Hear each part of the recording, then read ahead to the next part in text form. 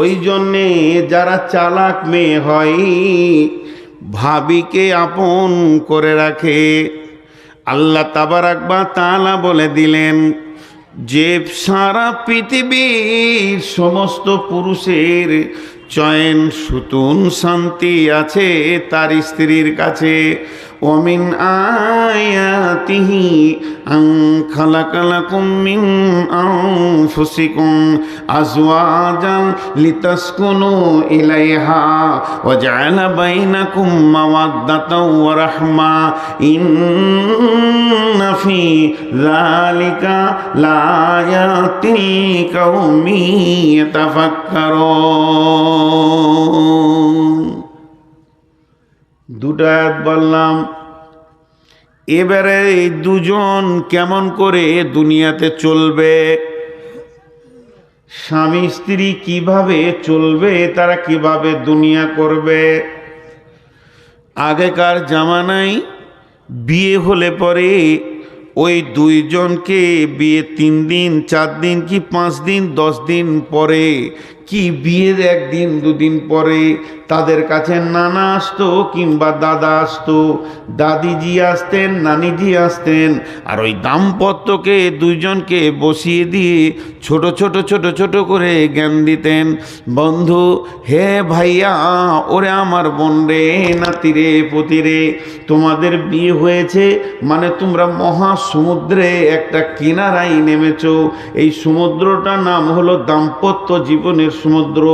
একজন আর একজনের হাত ধরবে আর এমন মজবুত করে ধরবে, দাম্পত্যে সমুদ্রে মাঝে মাঝে বড় বড় জোয়ার উঠবে, ভাঁটি আসবে, তখন যেন হাতটা ছাড়া না হয়ে যায়। তুমি ওকে ধরবে, ও তোমাকে ধরবে। দাম্পত্য সমুদ্রকে পার হয়ে পরপারে যেতে হবে, তবেই তোমরা কামিয়াব হবে। আর সমুদ্রের মাঝে যদি একে অপরের হাত ছাড়া হয়ে যায়, এই জোয়ারকে সহ্য করতে না পারো, তাইলে দাম্পত্য জীবনে তুমি সুখী হতে পারবে না। এইভাবে ছোট ছোট ছোট ছোট ছেলে মেয়েদেরকে জ্ঞান দেওয়া হতো। চোখে দেখি কত দৃশ্য, তবু নাহি ভয়, ভয় করি বার শক্তি দাও দয়াময়। কারো পিতা, কারো মাতা, কারো স্ত্রী জন, কাহারো সাদের সন্তান তাজিল জীবন।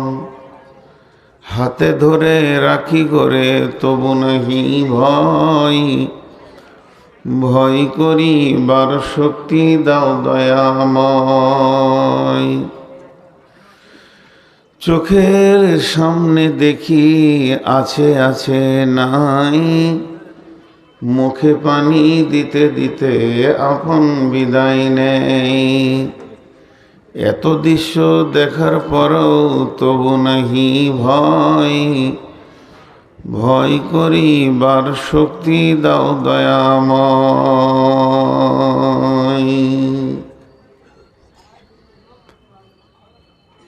শ্রদ্ধেয় সুযোগ্য অত্র এলাকার কৃতি সন্তান আপামা জনসাধারণের নির্বাচিত সাদরে সভা, উপস্থিত আকাশে তারকা সাদৃশ্য আলম ওলামাবৃন্দ, সামনে আমার দিনদার ইমানদার মমিন ভাই সকল, পর্দা থেকে সুন্নেওয়ালি মোমেনা মা ও বোনেরা, প্রশংসা, গুণগান, স্তব, স্তুতি, ভালোবাসা, তকদির, হায়াত, মওত, রুজি সব কিছুর মালিক আল্লাহ, যে মহান মুনিব আজকে আমাদেরকে 2026 সালে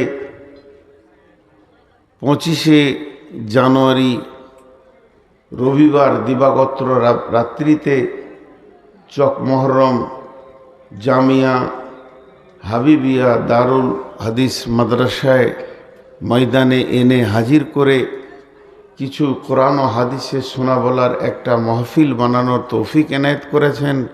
সেই মুনিবের দরবারে একবার শুকরিয়া করি আলহামদুলিল্লাহ।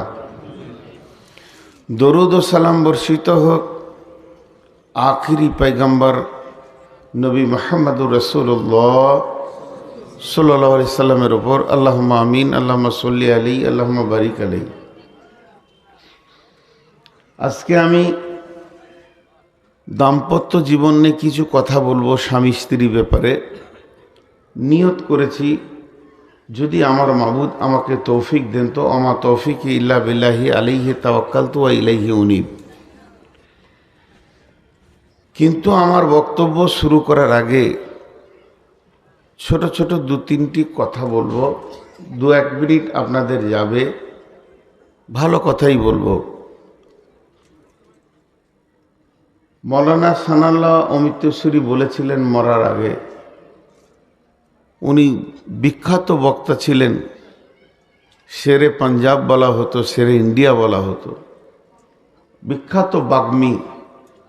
মরার আগে বলেছিলেন, আফসোস জীবনে বক্তব্যগুলো আমি মানুষকে দিয়েছি, এটাই ভুল হয়েছে, যদি গাছকে দিতাম তা কাজ হতো। আমার জীবনের টোটাল বক্তব্যগুলো মানুষের সামনে রেখেছি, যদি গাছ বা গরু ছাগলে রাখতাম তাহলে কাজ হতো। গোলাম মুর্তজা মারা গেল, কয়েক কোটি টাকা দিয়ে মাদ্রাসা করেছে। উনি একবার আফসোস করে বলেছিলেন, আফসোস আমি মাদ্রাসা করেছি, যদি কলকাতা থেকে দিল্লি পর্যন্ত প্রতিটি স্টেশনে একটা করে পায়খানা করে দিতাম তা কাজ হতো। মানুষের ইজ্জত বাঁচত। কিছুগুলো জিনিসের আফসোস হয়। পৃথিবী বড় বিড়ম্বনা। বিড়ম্বনাটা 2 মিনিট বলবো আপনাদেরকে, 1 মিনিট পর, যে মানুষ নিত্য নতুন জিনিসকে গ্রহণ করছে। আমি আপনাদেরকে জ্ঞান দিতে আসিনি, তবু কিছু বলতে এসেছি, বলতে পারি, এই জন্য ডেকেছেন। ভুলও বলি, সবাই ধরে না। এই চেয়ার করা কি দরকার ছিল? এটা কোনো পরিবেশ হলো? ওই মাঝের লোকটা মনে করবে যে 1000 টাকা দেবো, ওকে 40 জন ওদিকে ঠেলতে হবে, 22 জন এদিকে ঠেলতে হবে, সামনে চেয়ারের মাঝে ঢুকে আছে। মাদ্রাসা একটা কালেকশনের জলসাবের না যাবে, মধ্যেখানে তিরপল লেগে 4 জনকে বসিয়ে রেখেছেন। ওরা কি পাপ করে এসেছিল? আর এইখানটা কি মানে অভিশপ্ত জায়গা, যেখানে কেউ কেউ বসবে না? আমি ওইটাই তো বলছি, মানে টাক মাথার লোকের চারিদিকে যেমন চুল ঝুলে মাথাটা টাক, আজকে সবাটা তাই। ছাদে লোক নাই, বাম্পারে ঝুলছে। আজীব ব্যাপার। এই যে কোন ইঞ্জিনিয়ারের ব্রেন এগুলো হয়েছে। আবার একটা ভালো লাগছে, এখানে টেবিল না দেওয়াটা, এটা ভালো, ওই জন্য আমি আগে এসে বসেছি। এই ইঞ্জিনিয়ারকে পেলে আমি খুশি হতাম আর কি, ওকে দেখতাম যে এত বড় প্ল্যান যে দিয়েছে, চারিদিকে চেয়ার দাও, মধ্যখান ফাঁকা রাখো। আজীব। ইসলামী সভা বুকের সঙ্গে বুকে লাগবে। একজন বক্তা বক্তব্য রাখছিলেন, তখন আমি বাচ্চা কেবল জালসা করছি আর কি, 1-2টা। আল্লাহ রসুল যখন বললেন যে আমি পড়াশোনা জানি না, তা জিবরাইল ঠেলে ছড়েন দেনি, বুকের সঙ্গে বুক লাগিয়েছেন। শিক্ষক ছাত্র যতক্ষণ না সিনাতে সিনা লাগবে, এগুলো চেয়ার ফেয়ার। আসামে রাজ্য সম্মেলন হয়ে গেল, একটা চেয়ার খালি বক্তা, বাস। এমনি যারা আছে তারা নিচে বিছানা গদি করে দিয়েছে নিচে। এরা ভেবেছে হয়তো চেয়ার দিলে বেশি টাকা হবে, 1 টাকাও দেবে না। চেয়ারে বসে যে পাঠানরা, ও টাকা দেয়, উঠবি না। এগুলো একটা জিনিস। দ্বিতীয় নম্বর, পড়াশোনা হয়, এটা বলতে হবে। ছেলেটা আরবিতে খুব ভালো বলেছে, খুব ভালো বলেছে। শুধু ওকে একটা জিনিস ট্রেনিং দিতে হবে, যারা আহলে হক হয় তাদের আওয়াজ মিষ্টি হয়। বেরেলিরা খালি চিল্লাই, খামোকায় গাধার মতো চিল্লাবে বেরেলিরা, মানে চিল্লিয়ে ওরা জিততে চাইবে। হাদিস কোরআন সহি নেই, তা মিষ্টি ভাষায় ওই কটা বললে যদি কোনো আরবের লোক থাকতো, ওর কলজেতে দাগ করতো, কাচ কাচ করে পড়তো। বলছে কি ছেলেরা, খুব ভালো বলেছে, কিন্তু এত চিল্লাইছে মনে হচ্ছে যে মেরে ওকে মুজি ভরবে। তুই নামাজ পড়বি না, তোর বাপকে পড়াবো। এটা নয় ভাই, নামাজ পড়ো, মসজিদে চলো। এইটা 2-3টি কথা বললাম। এবার আমি আপনাদের অনেক পরিচিত।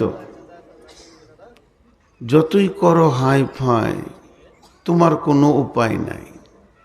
আমি কত বলেছি আমার খালি পেটে সুগার 380, ভরা পেটে 500 ছুঁই ছুঁই, আমাকে 10টার পর দিয়েন না। ফার্স্টে ডাকলাম একজনকে ফোন করে, সে 2.5 ঘন্টা পর গিয়ে বলছে টিফিন হয়েছে। আহা, কলিজা ঠান্ডা হয়ে গেল। 2.5 ঘন্টা পর এখান থেকে গিয়ে বলছে একটা টিফিন হয়েছে। আমার জানটা শীতল হয়ে গেল। যা খোঁজ তো নিয়েছে, মরে গেলে মনে হয় কবরে এক থালা ভাতও দিয়ে আসবো। এটা হলো, আমি রুগী, আমাকে নিয়েন না। আমি একবার বলছি না, বারবার বলছি, নিয়েন না, নিয়েন না, নিয়েন না, নিয়েন না। আমি চলে গেলে যদি সভা ভেঙে যায়, তা আমাকে নিয়েন না। অন্য বক্তা নেন, অন্য বক্তা নেন, অন্য বক্তা নেন। যদি আমাকে দিতে পারেন 9টা, হার্ডলি 10টা নেন। আগামী বছর 1 ঘন্টা, আবার টাকা ডবল হবে। ওই দিক দিয়ে ঠিক আছে, যাতে মাতাল হলে তাল ঠিক আছে। মানে বয়স কম তো, অল্প দিনে করতে হবে খুব তাড়াতাড়ি। আমার বয়স বেশি নয়, কম। আমি বাকিটা গুনছি, গোড়ার দিক থেকে গুনিনি। মন যাবে নেবেন না, মন যাবে নেবেন না। আবার আগে লাগবে, ব্যাংকে লাগবে, পেছনে ঘোরার মতো আমার অবসর নাই। স্টেজ থেকে নেমে শেষ বক্তা, ক্যাশিয়ার চলে গেছে বিটির বাড়ি, এখনই সাপে কেটেছে, হসপিটালে আছে, 3 দিন ঘুরে বেড়াও। 4খানা জালসার কথা বললে হেসে শেষ হয়ে যাবে। আমার পাশে বসে ক্যাশিয়ারকে টাকা দিচ্ছে, এই বীরভূম জেলা আপনার পাশাপাশি, মোরার এই নোলহাটে আশেপাশে, নাম করব না, সব টাকা দিয়ে স্টেজ থেকে নামবো। একজন বলছে হুজুর আমাদেরকে একটা ডেট দেন। 2 থেকে 3 মিনিট ওর সঙ্গে কথা বললাম, টাকা নাই, টাকা নাই, ক্যাশিয়ার নাই, ক্যাশিয়ার নাই। কী হয়েছে? ওর মেয়েকে সাপে কেটেছে, হসপিটাল গিয়েছে, কালকে আসবেন, টাকা পাবেন। বহুত ঘটনা জীবনে আছে। যাক, এই কথাগুলো বললাম কেন? এই এলাকাকে অনেক ভালোবাসি, এলাকার লোকও আমাকে ভালোবাসে, নাইলে কথাগুলো কেউ শুনতো না। এখন আমি আমার বায়ানের দিকে এগিয়ে যাচ্ছি। যতক্ষণ পারবো 12টা পর্যন্ত চালাবো, তারপর যদি পারি তা চালাবো, না পারি তা মাইক ছেড়ে দিয়ে চলে যাবো। এখন টিফিন বাকি আছে। জি, তো আল্লাহ তাবারাক ওয়া তাআলার কালাম পাকের আয়াত থেকে যে কথাগুলো বলেছি, সকলে একবার আমার সঙ্গে বলেন সুবহানাল্লাহ। সবাই বলি, একটু জাগি, সুবহানাল্লাহ, আলহামদুলিল্লাহ, ওয়ালা ইলাহা ইল্লাল্লাহু, আল্লাহু আকবার। আল্লাহ আমাদেরকে শোনা বলার থেকে বেশি করে আমল করা তৌফিক দান করুন, আল্লাহুম্মা আমিন। আমি আপনাদের সামনে যে আয়াতগুলো পড়েছি, দাম্পত্য সমস্যার কিছু রয়েছে, সেগুলো সমাধান করার জন্যে। সমাধান তো সবই মালিক আল্লাহর, কিন্তু আল্লাহ তাবারাক ওয়া তাআলা যা কিছু এরাদা করেছেন, খালি বলেছে কুন ফায়াকুন, হয়ে যা, হয়ে গেছে। কিছু জিনিস আল্লাহ নিজের হাতকে ব্যবহার করেছেন, তাহলে কি ওই জিনিসগুলো খুব শক্ত? আল্লাহ বললে হতো না, তার জন্য ব্যবহার করেছেন? জি না, এটা মহাব্বত। তো যতগুলো জিনিস হাত দিয়ে ব্যবহার করেছেন, তার মধ্যে একটা হচ্ছে মানুষ। আল্লাহ মানুষকে বলছেন ইয়া আইয়ুহাল ইনসানু মা গাররাকা বিরাব্বিকাল কারীম আল্লাযী খালাকাকা ফাসাওয়াকা ফাআদালাক ফি আইয়ি সূরাতি মা শাআ রাক্কাবাক। আমি তোমাদেরকে উত্তম আন্দাজা দিয়ে, উত্তম অবয়ব দিয়ে, সুন্দর করে সাজিয়ে গুছিয়ে আমি তৈরি করেছি। মানুষ এত সুন্দরভাবে আল্লাহ বানিয়েছেন যে সেই আল্লাহ বলছেন কি হলো তোমাদের? কে তোমাদেরকে আমার কাছ থেকে গাফলত করে দিচ্ছে? কে সরিয়ে দিচ্ছে? আমার কাছে তোমরা আসছো না, বরং সব জায়গায় সময় দিচ্ছ, আমাকে দিচ্ছ না। তাই মানুষকে আল্লাহ বানিয়েছেন। আমার বিষয় ওই দিকটা নেই। ওই আল্লাহ বলছেন ওয়া খালাকনাকুম আজওয়াজা ওয়া খালাকনাকুম আজওয়াজা।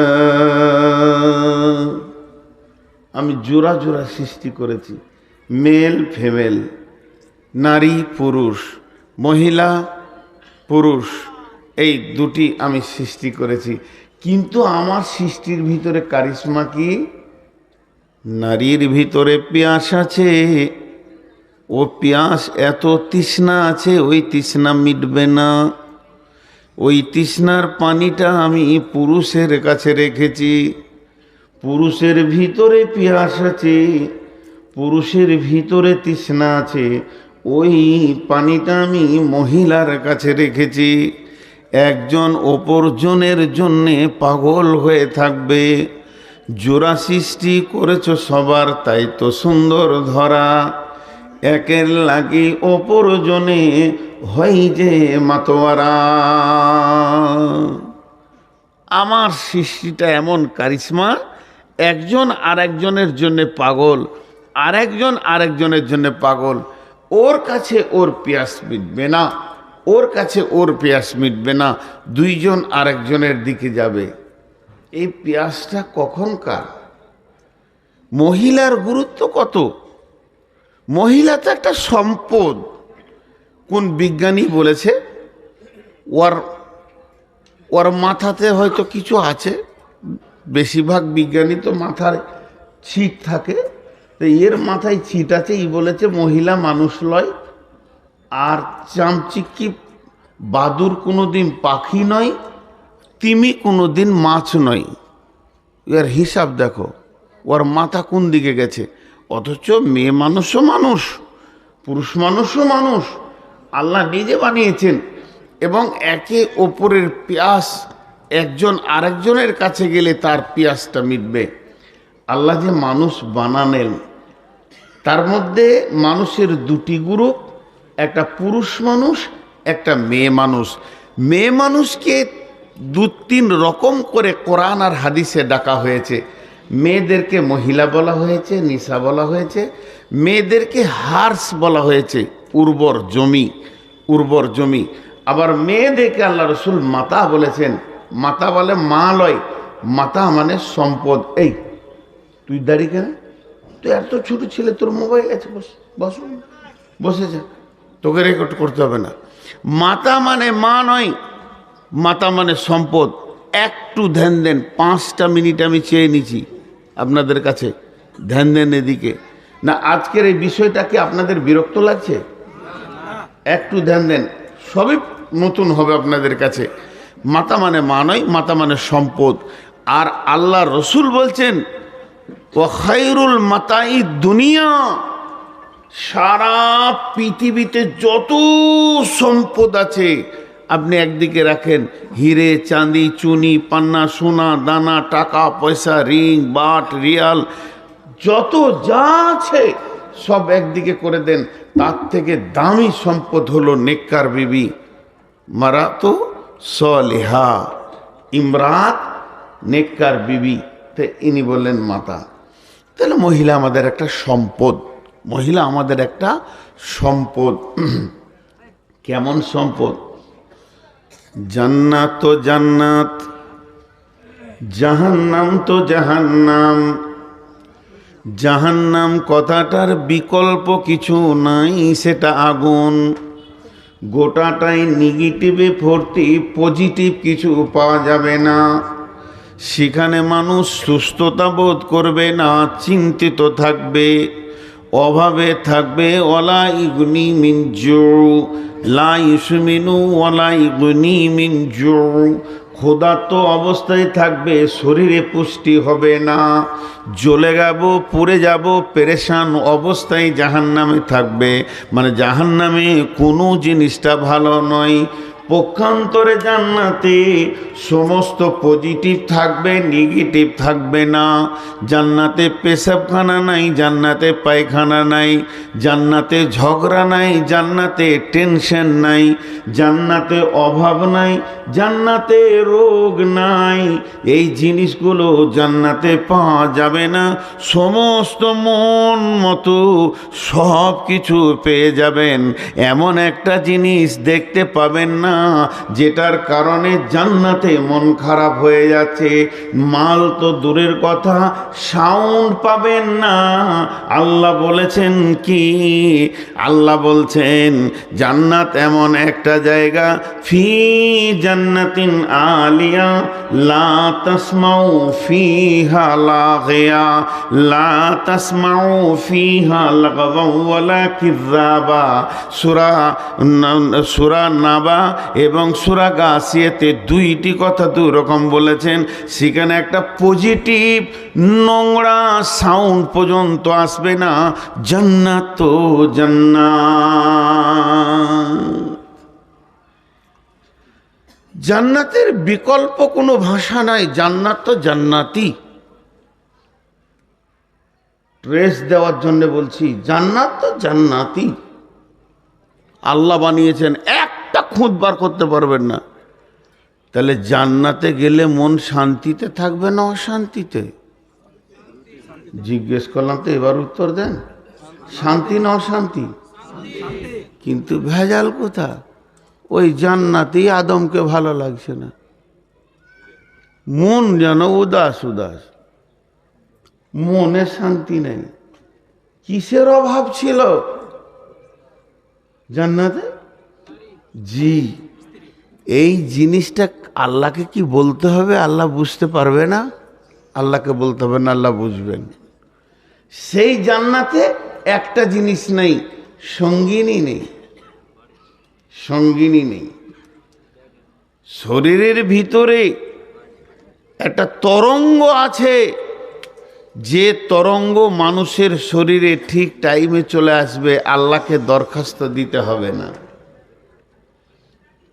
সেই তরঙ্গটা যখন আসবে, পুরুষের কি নারী, তার চাল চলন, চোখ, উঠা বসা সব আলাদা ভঙ্গি হয়ে যাবে। সে যেন পিপাসিত হয়ে গেছে, এখন তার পানির দরকার, কিছু একটা চাইছে।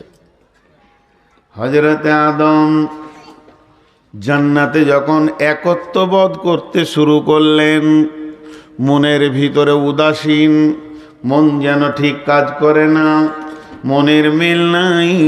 আমার রব বুঝে নিয়েছেন, আদম রে তোমার কি দরকার আছে এটা আমি আল্লাহকে বোঝানোর দরকার নাই, আমি বুঝে নিয়েছি। আদম ঘুমের অবস্থায় ছিলেন।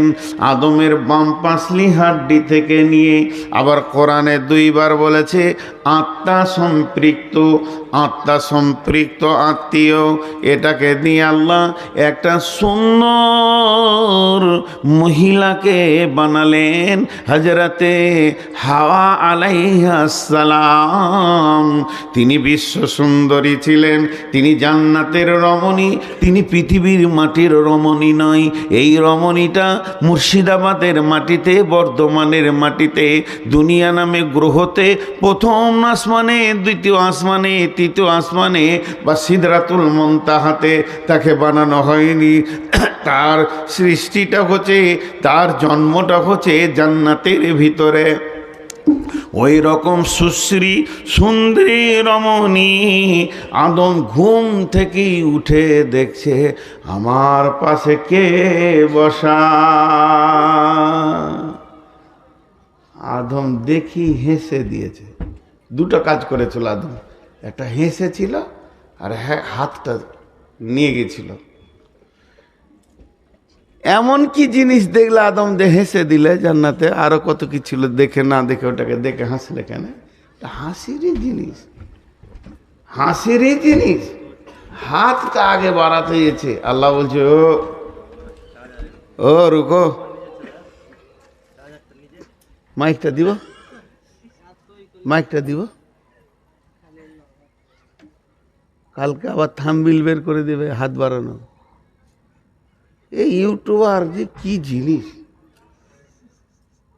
ওইদিকে বদরুদ্দোজা নাদবি একদম বয়কট করেছে, একটা ইউটিউবারকে লাগাতে দেয় না। আমার কাছে 14 জন 15 জন ইউটিউবার চলে এসছে শামসিতে, জি লাগাতে দেবেন ক্যামেরা তবেই যাবো, নাহলে যাবো না। আপনি আর নাদবি আছেন, উনি বয়কট করেছেন, আমাকেও করতে হবে।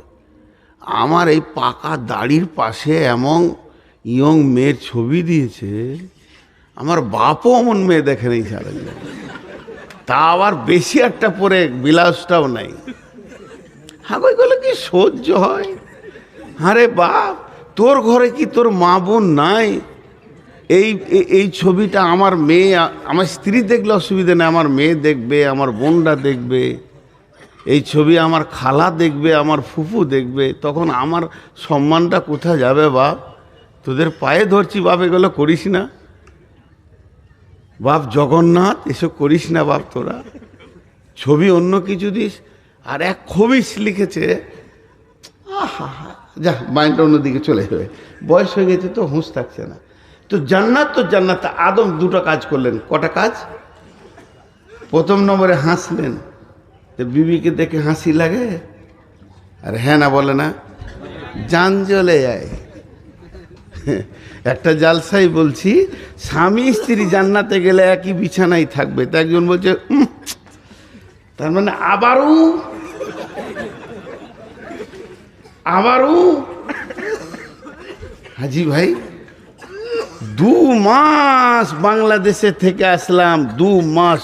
গত বৃহস্পতিবার ইন্ডিয়াতে পা দিয়েছি, শুক্রবার ফাঁকা ছিল, শনিবার দিন সকালে হাট বাজার করে দিয়ে আজকে রবিবার, ওখানে গিয়ে আজকে এই যে রবিবার এলাম।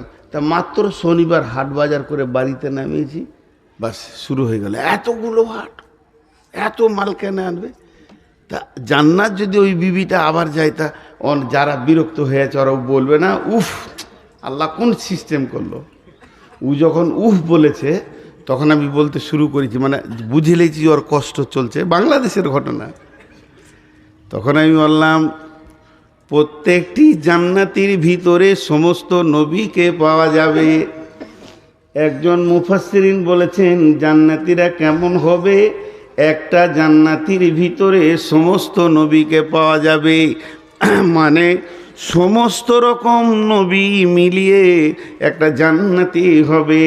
জান্নাতিরা হবে হযরতে আদম আলাইহিস সালামের মতো উঁচু পুরু, মেয়েরা হবে হাওয়ার মতো, অতটা সাইজের মানুষগুলি হয়ে যাবে। প্রত্যেকটা জান্নাতির হৃদয়টা, দিলটা হবে আইয়ুব আলাইহিস সালামের মতো। প্রত্যেকটি জান্নাতির বাহ্যিক চেহারাটা হবে হযরতে ইউসুফ আলাইহিস সালামের মতো। প্রত্যেকটি জান্নাতির চরিত্র হবে নবী মুহাম্মদুর রাসূলুল্লাহ সাল্লাল্লাহু আলাইহি ওয়াসাল্লামের মতো। মানে সমস্ত নবীর ভিতরে যত গুণ ছিল, একটা জান্নাতের ভিতরে অত গুণ থাকবে। তেলান সালামান সালামা। তখন নিঃশ্বাসটা ভালো করে ফেললে, যাক তাহলে জানটা বাঁচবে, নাহলে ভেজাল হয়েই থাকবে আর কি। মেশিন তো কথা বলার মেশিন। একজন বিজ্ঞানী বলেছে যে একটা পুরুষ সারা দিনে 2500 থেকে 2500টা শব্দ ব্যবহার করে, সারা দিনে শব্দ ব্যবহার করে। আর একটা নারী 3500 থেকে 5000 শব্দ ব্যবহার করে। চিন্তা করেন কত বড় মেশিন কথা বলার। তো এই জিনিস হচ্ছে, তা আল্লাহ তাবারাক ওয়া তাআলা আদম আলাইহিস সালামের পাশে যখন হাওয়াকে নিয়ে এলেন, তা আদম দেখি ফিক করে হাসছে। হাসি তো লাগবেই তোকে, একা আছে, বন্ধু বান্ধবও নাই, বান্ধবীও নাই, বিবিও নাই, একাকি ভালো লাগে। পুরুষ এমন একটা মানুষ এমন একটা প্রাণী যাকে বলা হয়েছে মানুষ সোশ্যাল, সমাজ নিয়ে সামাজিক প্রাণী। সমাজ ছাড়া চলতে পারবে না। মানুষকে একা যদি কোনো বিলে দাঁড় করিয়ে দেওয়া হয়, হতাশা হয়ে মারা যাবে। সামাজিক প্রাণী। আর দ্বিতীয় কাজ কি করতে গেছে? হাতটা দিতে গেছে হাওয়ার গায়ে। তা আল্লাহ বলছে ওই রুক, বিয়ে পড়াই আগে। তার মানে পুরুষের এটা নিচার আছে, এটা নিচার আছে।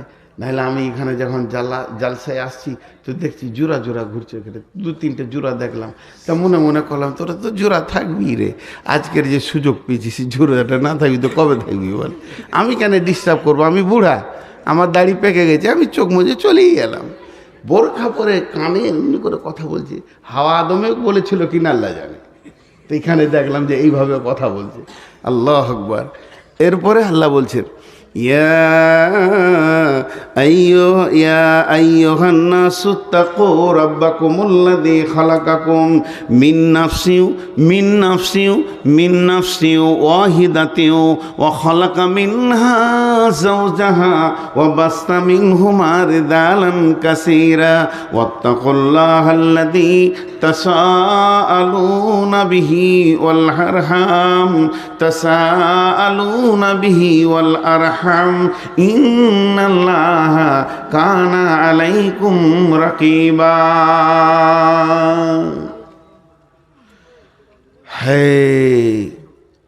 আপনাদেরকে যদি একটা কাগজ কলম দিতে বলি সম্পর্ক লেখেন, সম্পর্ক, বাপ মা, ভাই বোন, নানা নানি, দাদা দাদি, খালা ফুফা ফুফু, এইভাবে সম্পর্ক লিখতে লাগলেন তো দুই রকম সম্পর্ক পাবেন।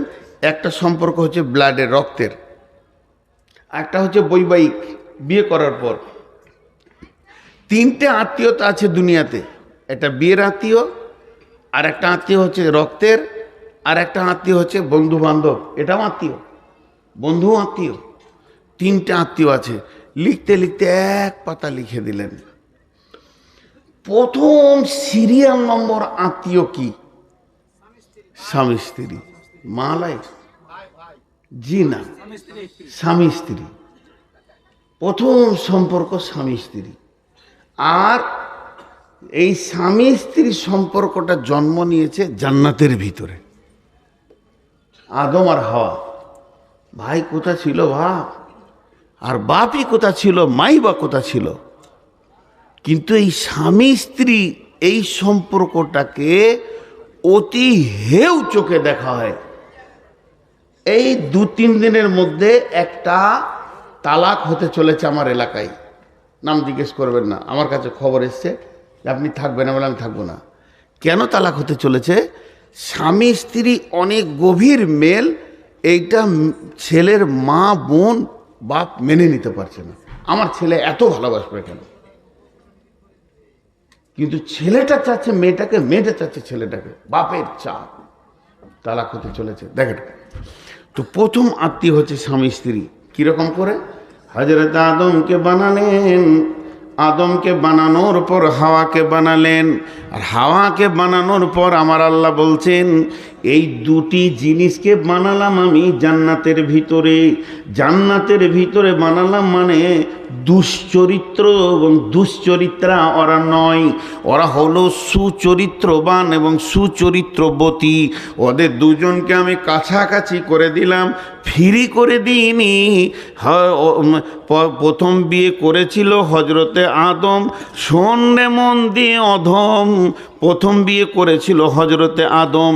আদম নবী যদি বিয়ে না করিত, মানুষের সন্তান হতো গরু ছাগলের মতো, শুয়োর কুকুরের মতো। আল্লাহ প্রথমেই বিয়ে সিস্টেমটা করে দিলেন, হালালের লাইনটা করে দিলেন, যাতে হারাম লাইনটা না ঢুকে। কোনো শুক্রাণু, কোনো ডিম্বাণু দুইজন যেন হারামভাবে মোলাকাত না করে। বিয়ে তো দূরের কথা, এই দুটি জিনিস যেন তারা হারামভাবে দেখা না করে। ওলা তাকারাবুস জিনা, এখানে লিখেছেন খবরদার তুমি শুক্রাণুটাকে হারাম জায়গায় পৌঁছে দিও না, যেখানে হারাম ডিম্বাণু রয়েছে। বাচ্চাটা অবৈধ তৈরি হয়ে যাবে। এই জায়গাটাকে বন্ধ করার জন্যে, ওই জায়গাটা কেটে দেওয়ার জন্যে আল্লাহ আদমের বিয়ে দিয়ে হাওয়াকে তার কোলে তুলে দিলেন। সুবহানাল্লাহ। আল্লাহর কি কারিশমা! আল্লাহ বলছেন আমি আত্মা থেকে বানালাম, আমি আদমের আত্মা সম্পৃক্ত থেকে বানালাম। তো আত্মা থেকে বানালো মানে এখানে আর একটা জিনিস আমি বলে নিব, একটা দেহ একটা আত্মা। দেহ তৈরি হয়েছে মাটি থেকে, দেহ ধ্বংস হবে মাটিতে। আত্মা তৈরি হয়নি, আত্মা এসেছে আল্লাহর কাছ থেকে, আত্মা ফিরে যাবে আল্লাহর কাছে। তো পৃথিবীতে আমার যত আত্মীয় আছে সব তৈরি হয়েছে আমার দেহের সাথে সম্পর্ক, আর স্বামী স্ত্রীর সম্পর্ক হচ্ছে আত্মার সঙ্গে। আমি যার রক্তে জন্ম নিয়েছি তার দেহের সাথে আমার সম্পর্ক আমার বাপের, আমার মেয়েটা আমার রক্তে জন্ম নিয়েছে তার সাথে আমার সম্পর্ক হলো দেহের সাথে সম্পর্ক, রক্তের সম্পর্ক, দেহের সঙ্গে সম্পর্ক। দেহ যেমন লণ্ড ভণ্ড ভেঙে চুরমার হয়ে মাটি হয়ে যাবে, এ আত্মীয়তাগুলো মাটি হয়ে যাবে। আর স্বামী স্ত্রীর সম্পর্কটা হয়েছে আত্মা থেকে, মিন নাফসিন ওয়াহিদাতিন, মিন নাফসিন ওয়াহিদাতিন ওয়া খালাকা মিনহা যাওজাহা। আত্মার যেমন মত নাই, আত্মা ইল্লিন সিজ্জিনে যাবে, জান্নাতে যাবে, জাহান্নামে যাবে, এই আত্মার যেমন মত নাই, স্বামী স্ত্রীর সম্পর্কের কোনো শেষ নাই। জাহান্নামে দুজন আছে, জ্বলবে, কেউ কাউকে খেয়াল রাখতে পারবে না, আগুন এমন ভয়ঙ্কর। কিয়ামতে দুজন আছে, হাই হাই নাফসি নাফসি করবে, কেউ কাউকে খেয়াল রাখতে পারবে না। কবরে আল্লাহ জ্বলন। যদি জাহান্নামী হয়ে যায় দুজনে, তাদের কোনো মেলের কথাটা চিন্তা করাই যাবে না। আর দুজনেই যদি জান্নাতি হয়, আবার একটা খাটে আল্লাহ জান্নাতে শোয়াবেন, আবার একটা খাটে আল্লাহ জান্নাতে শোয়াবেন। তাইলে এই সম্পর্কটা কত গভীর।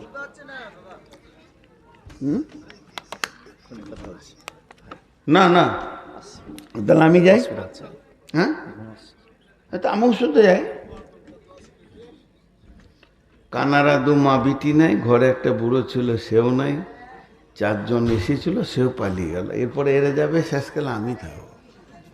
এটা কপাল, গায়ে হাত বলি দিয়ে চলে গেল। আমার ওস্তাদ বলতেন, সিরাজুল কানা তু থাক, রাত থাকলো আর মাইক থাকলো। কানা তো দেখতে পেয়েছে না কে আছে না আছে, জালসা করে যা। ও ভাবছে 40 লাখ লোক বসে আছে, কেউ নাই, সব ঘর চলে গেছে। এই চোখওয়ালা লোক কি এই কাজ করতে পারে ভাই? তাহলে আত্মা থেকে বানালো। একটু আগেই চলেন, মিন নাফসিন ওয়াহিদাতিন ওয়া খালাকা মিনহা যাওজাহা। আল্লাহ বলছেন, ওয়া বাসসা মিনহুমা রিজালান কাসীরান ওয়ান নিসা ওয়াত্তাকুল্লাহাল্লাযী তাসাআলুনা বিহি ওয়াল আরহাম ইন্নাল্লাহা কানা আলাইকুম রাকিবা। আল্লাহ তাবারাক ওয়া তাআলা বলছেন, তুমি ওই আল্লাহকে ভয় করো যার নামে তোমরা ভিক্ষা করো, যাচঙ্গা করো এবং আত্মীয়তা ব্যাপারে সতর্কতা অবলম্বন করো। নিশ্চয় আল্লাহ তোমাদের ব্যাপারে সচেতন। তাসাআলুনা বিহি ওয়াল আরহাম ইন্নাল্লাহা কানা আলাইকুম রাকিবা। যারা আত্মীয় আছে তাদের সাথে সম্পর্ক ভালো রাখো, সম্পর্ক ছিন্ন করিও না। এগুলো আল্লাহ বানিয়েছেন, পৃথিবীর বুকে আল্লাহ আত্মীয়তাটা বানিয়েছেন। এ ব্যাপারে তোমাদেরকে সতর্ক থাকতে হবে। একটা হলো হাক্কুল ইবাদ আর একটা হলো হাক্কুল্লাহ। হাক্কুল্লাহর সব থেকে বড় ইবাদত হচ্ছে নামাজ পড়া। হাক্কুল্লাহর যতগুলো ইবাদত আছে সব থেকে বড় ইবাদতের নাম হচ্ছে সলাত পড়া। আর সলাতের ভিতরে সব থেকে কঠিন হচ্ছে ধ্যান রাখা। আর হাক্কুল ইবাদ যতগুলো আছে সব থেকে বড় ইবাদত হচ্ছে আত্মীয়তাকে গছিয়ে রাখা, সব আত্মীয়কে রাখা। কিন্তু এর ভিতরে কঠিন হচ্ছে আত্মীয়ের মনকে ঠিক রাখা।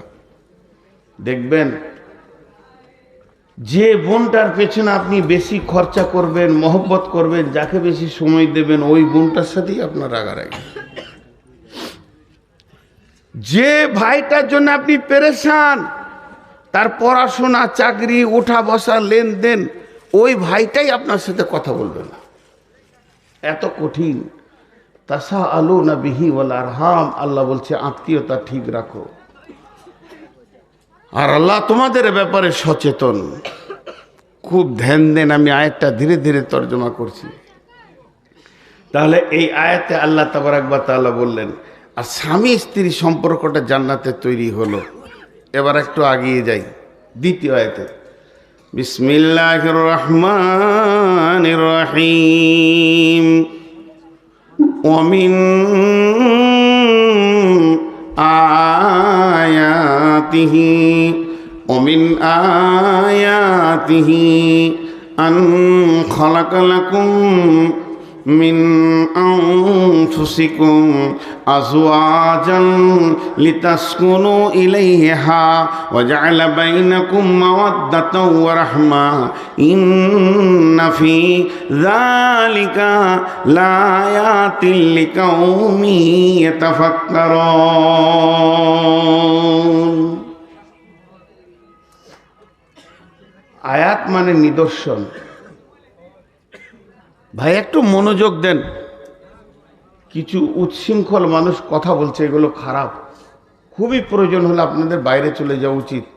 আর এই ছেলেগুলো লাফালাফি করছিস রে বাবা, একটু ধ্যান দিয়ে শোন, ভালো না লাগে চুপ করে বস। আল্লাহ বলছেন নিদর্শনের কথা। তা আল্লাহকে পাওয়ার ব্যাপারে যে নিদর্শনগুলো কোরআনে আল্লাহ ব্যবহার করেছেন সেগুলো গাধা আছে, বিভিন্ন আয়াত আছে। এই আয়াতগুলো ধরতে গেলে আবার শেষ হয়ে যাবে অন্যদিকে সময়। একটা আয়াত বলছি, বিসমিল্লাহির রহমানির রহিম। ইন্না ফি খালকিস সামাওয়াতি ওয়াল আরদি ওয়া ইখতিলাফিল লাইলি ওয়ান নাহারি লাআয়াতিল লিউলিল আলবাব।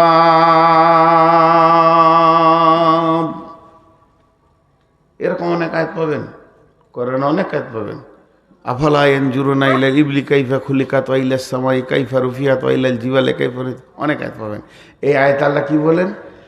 নিশ্চয়ই সৌরজগৎ সৃষ্টি করার ব্যাপারে, আসমানে যা ঝুলছে, যা দৌড়ছে, নক্ষত্র, তারা, প্লুটো, নেপচুন যা রয়েছে, মঙ্গল, বুধ গ্রহ, সৌরজগতের সৃষ্টি দেখে এবং জমিনকে সত্যবক আমি বানিয়েছি, জমিনের ভিতরের কারিশমাকে দেখে এবং দিবারাত্রির যে পরিবর্তনটা হতে রয়েছে, রাত দিনের পেছনে দৌড়ছে, দিন রাতের পেছনে দৌড়ছে, কিয়ামত পর্যন্ত কেউ কাউকে ধরতে পারবে না, দ্রুত গতিতে দৌড়ছে। সূরা ইয়াসিনে আল্লাহ বলছেন এইগুলো যখন জ্ঞানী ব্যক্তিরা দেখবে তো ওই জায়গাতেই আমাকে খুঁজে পেয়ে যাবে। লিউল আয়াতিল লিউলিল আলবাব। আলবাব মানে হচ্ছে জ্ঞানী সম্প্রদায়। জ্ঞানী সম্প্রদায়রা এর ভিতর থেকে আমাকে খুঁজে পেয়ে যাবে। জি ভাই, একটু ধ্যান দেন। তোমার জ্ঞান আছে, আল্লাহকে দেখো। আল্লাহকে তো দেখা যায় না, বলে আল্লাহর নিদর্শন দেখে তুমি আল্লাহকে বিশ্বাস করো। কত আর বলবো, কত আর বোঝাবো। জি, তা আল্লাহ বলছেন তোরা অনেক দেখেছিস আমার নিদর্শন। আমার নিদর্শন দেখতে দেখতে তোদের জ্ঞানের ভান্ডার বেড়ে গেছে। আমি তোদেরকে জ্ঞান দিয়েছি, তবে একটা সুপ্ত আমার নিদর্শন তোদেরকে ধরিয়ে দিচ্ছি, হয়তো ওদের খেয়াল আছে কি না নাই। ভাই মোবাইলের লাইটটা বন্ধ করেন। আপনি ইচ্ছা করে আমাকে জ্বলাচ্ছেন, বুঝতে পারছি, এটা আপনার করা উচিত হয় নাই, আল্লাহ মাফ করবে না। কিন্তু আপনি জানেন যে আমি মোবাইলে লাইট নিতে পারি না, তারপরও আপনি দিচ্ছেন। তা এদেরকে শুনতে দেন। আপনাকে বিরক্ত লাগছে, বাড়ি চলে যান। আপনি নিয়ত করছেন যে তোকে ঠান্ডা করে ছাড়বো, তোর করা কী দরকার আছে? আমি রুগী মানুষ, আস্তে আস্তে করে বলছি, আপনার হিংসা করা কী দরকার আছে? লালগোলা এলিয়ায় এমন একটা বাচ্চা নাই যে জানে না নূর মোহাম্মদ এটা নিতে পারে না। তো এবার সুপ্তভাবে লুকানো আছে, সেটাকে আল্লাহ খুঁচে বের করে দিয়ে বলছে দেখ আর একটা নিদর্শন কি। ওমিন আয়াতিহি আন খালাকা লাকুম মিন আনফুসিকুম আজওয়াজান লিতাসকুনু ইলাইহা ওয়া জাআলা বাইনাকুম মাওয়াদ্দাতা। আমার নিদর্শনের ভিতরে আর একটা নিদর্শন দেখ, লম্বাভাবে তোরা দেখতে দেখতে চল, গোটাটাই দেখতে পাবি। আমি পুরুষের আত্মা সম্পৃক্ত থেকে তার বিবিকে আমি বানালাম। শুধু বানালাম এটাই নয়, দুইজনের ভিতরে বিরাট বড় পিপাসার মরুভূমি বানালাম। একজন আর একজনের কাছে যখন চাঞ্চল্য হয়ে যাবে, তারা চলে যাবে একজন আর একজনের কাছে। লিতাসকুনু ইলাইহা, পৌঁছানোর পরেই পরে আল্লাহ ওদের দুজনকে পিপাসার পানি দিয়ে শান্তি করে দেবে, আর ওর চাঞ্চল্যকে ঠান্ডা করে দিবে। পুরুষের উগ্রমতি ঠান্ডা হবে, মেয়েদের উত্তালটা ঠান্ডা হয়ে যাবে। আর ওই দুইজনের যখন দৈহিক সম্পর্কে মাখামাখি করবে, তখন আমি ওদের ভিতরে রহমত বর্ষণ করব। ওয়াজআলা বাইনাকুম মাওয়াদ্দাতাও ওয়া রাহমা। এই রহমতের দাবিদার, রহমতের মালিক একজনই, সেটা আল্লাহ। যাকে ইচ্ছা দেবেন, যাকে ইচ্ছা দেবেন না, সেই দানটা আপনি তাদের মধ্যে দিব। আর আমি এ কথাটার ব্যাপারে পৃথিবীর বুকে যত গবেষণালয় রয়েছে, যেখানে বিজ্ঞানীরা বসে রয়েছে, তাদেরকে আমি চ্যালেঞ্জ দিলাম, ইন্না ফি যালিকা লাআয়াতিন লিকাউমিন ইয়াতাফাক্কারুন। বার করো আমি কি করে বানিয়েছি, আত্মা থেকে কি করে বানিয়েছি, তুমি বার করো। চ্যালেঞ্জ কিয়ামত পর্যন্ত। পশ্চিম দিকে সূর্যটা পারবে উঠে যাবে, কিন্তু তুমি এর সূত্র বের করতে পারবে না। আর দুইজন দুইজনের জন্য পাগল, এটা তুমি বার করো। কত বড় তুমি বিজ্ঞানী হয়েছে, তোমার জ্ঞানের বহর কত হয়েছে, তুমি একবার বার করে দেখিয়ে দাও। পারবে না। আমি এটা আল্লাহ বানিয়েছি, এর ভিতরে সুপ্ত মহব্বত ভরা আছে, আর এত গভীর আছে, একজন আর একজনের জন্য পাগল। কিন্তু বর্তমানে কিছু দাবি জিনিসকে আমাকে খারাপ লাগে। মেয়েরা, বেশিরভাগ বোনেরা, ভাইয়ের বোনেরা এসে একটা দাবি করে, এটা আমার রক্তের ভাই, আমার মায়ের পেটের ভাই, আমার বাপের ঔরসের ভাই, একই বাপের ঔরসে একই মায়ের পেটে আমরা 4 বোন 4 ভাই হয়েছি। তুই তো পরের মেয়ে এখানে বউ হয়ে এসেছিস, আমার ভাইয়ের ওপরে আমার দাবি বেশি। এটা সব থেকে মারাত্মক ভুল। একটা নারীর তার ভাইয়ের ওপরে যে দাবিটা আছে, আর একটা নারী তার স্বামীর ওপরে দাবি লাখো গুণে বেশি। তুই তো ভাই বলছিস, 3 দিন পর ভাই আর বোন থাকবে না মরে গেলে, কিন্তু জান্নাতে গিয়েও তোর ভাবি স্বামী বের করে নেবে। তখন কি করবি? লাল চুলকে বেড়াবি? বোনেদের আচরণ এত খারাপ ভাবিদের সঙ্গে, ওরা থাকে পরের ঘরে, আর 3 দিন যদি বেড়াতে আসে আর মা বাপ যদি বেঁচে থাকে এই হালাত আসে, তো ভাবি গলার জানকে জ্বালিয়ে শিকে পুড়ে ভরিয়ে কাবাব বানিয়ে দে মায়ের ঘর যায়, আবার শ্বশুর বাড়ি যায়। এটা সবারই। ও যে কাবাব বানাচ্ছে ওর ভাবিকে, ওর ননদ ওকে বানায়। চ্যানেল ওরা ঠিক রেখেছে। আমার বাড়ির পাশে বিচার করছে বোন, ভাইকে বলছে, মা বাপকে ভালোবাসবি, নাহলে জান্নাত যাবি না। কোরআনে আছে মা বাপ যেন না করে। আমি শুনছি, আহা, এত বড় বায়ান কে দেয় রে? আমি বক্তাও পারবো না। যার তার কথা শুনে মা বাপকে কষ্ট দিই না। যার তার বলতে কে? ভাবিটাই দিয়ে মা বাপকে কষ্ট দিই না। আর 2 দিন পরে শোনা গেল ওই ভদ্র মহিলা যে ওর ভাইকে জ্ঞান দিয়ে গেল বেড়াতে সেরাতে, ও 3 মাস নিজের শাশুড়িকে বাড়ির বারান্দায় উঠতে দেয়নি। কি ডেঞ্জারাস জিনিস চলছে পৃথিবীতে, কি ডেঞ্জারাস জিনিস চলছে। মেয়েগুলো বোকা। ওই যে মেয়েটা ওর ভাইকে বলে গেল মা বাপ মরে গেছে, এখন পৃথিবীতে ভাই ভাবি আছে, ভাই ভাবির ঘর আসবে। কিন্তু মা বাপ মরে গেলে ওর মা বাপ আবার তৈরি হচ্ছে। তার মানে কি, আমি কি বলতে চাইছি, ভাতিজা ভাতিজি এগুলো তো মা বাপের জায়গা, স্থলভূষিত। আমি যদি বকি, আমার বেটা আমাকে বলবে না বাপ ফুফু এসছে একদিন বেড়াতে, অমন বললে হবে না, কারণ ও বাপের জায়গাটা দখল করছে ওর। ওইদিকে পাঠাবো, এখানে কি পাঠাবো, কিটা পাঠাবো? আরে ভাই উঠে যাচ্ছ কেন, বলো কি পাঠাবো? ওই জন্যই তো স্বামী স্ত্রী বায়ান করি না, মাথা গরম হয়ে গেল ঘর চলে গেল। আর বউটা এসছে জালসা শুনলে, বলছে পাঠা, এখানেই পাঠা, এইখানে। নসিব কোথা রাখি ভাই আমার, ফোন করছে তোর এই হেতিয়াত হচ্ছে না যে কোথা ফোন করছি। আর আমি হচ্ছি সব থেকে বদমাস বক্তা, এই কথাগুলো শুনি আমি। আবার আমি ওই চোখ মুজে বায়ান করতে পারি না, আমি নিজে বুঝি তারপর লোককে বলি। আপনাদের খারাপ লাগে। এই বোনগুলো কি ক্ষতি করলো জানেন? বাপের ভিটাতে আগুন লাগিয়ে দিয়ে চলে গেল। কারণ ওই ভাবির পেটে যেগুলো হচ্ছে, ওর ভাতিজি ভাতিজা ভাইপো ভাইজি যেগুলো হচ্ছে, ওদেরকে ভাবি বলবে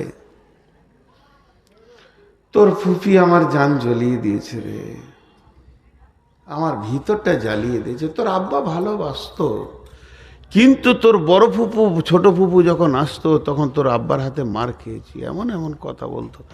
এদের মিজাজ তৈরি হলো আমার মায়ের জান জ্বালিয়েছে আমার ফুফি। তো যখন ফুফি আসবে, টোটো থেকে নামবে, ভাতিজাকে বলে বাপ সালাম আলাইকুম, বাপ হলো যাও, সালাম ফালাম পরে হবে। ছেলে এত গরম কেন? ও জানে যে আমার মায়ের জান জ্বালিয়েছে, এটা আমার মায়ের দুশ্মন। জীবনের মতো বাপ মায়ের ভিটা ভুলে যেতে হবে, এটা বুঝে না। আমাকে দিয়েছে, বিয়ে করে 1 সপ্তাহ হয়নি, সম্পর্কে দাদু হলো, দুজনকে বসিয়ে কত কথা বললো, জ্ঞানের কথা সব। এরকম হবে তুই সহ্য করবি, এরকম হবে চলবি, জ্ঞানের কথা বলতো। মানুষে বলেছে, এখন আল্লাহ বলছেন বিসমিল্লাহির রহমানির রহিম আর রিজালু কাওয়ামুনা আলান নিসাই বিমা ফাদ্দালাল্লাহু বা'দাহুম আলা বা'দিন ওয়া বিমা আনফাকু মিন আমওয়ালিহিম ফাসসালিহাতুন কানিতাতুন হাফিজাতুন লিল গায়বি বিমা হাফিজাল্লাহ ওয়াল্লাতী তাখাফুনা নুশুজাহুন্না ফাইজুহুন্না ওয়াহজুরুহুন্না ফিল মাজাজি'i ওয়াজরিবুহুন্না ফাইন আতানাকুম ফালা তাবগু আলাইহিন্না সাবিলা ইন্নাল্লাহা কানা আলাইকুম রাকিবা।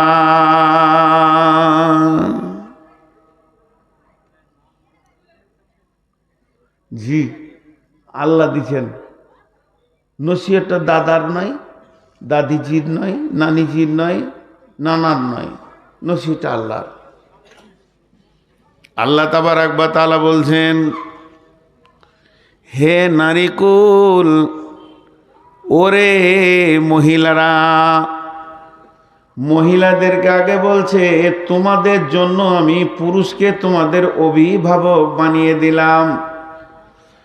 তোমরা জীবনটাকে পৃথিবীতে ধীরে ধীরে ধীরে ধীরে ক্ষয় করবে, অতিবাহিত করবে, জীবনকে তুমি পার করবে।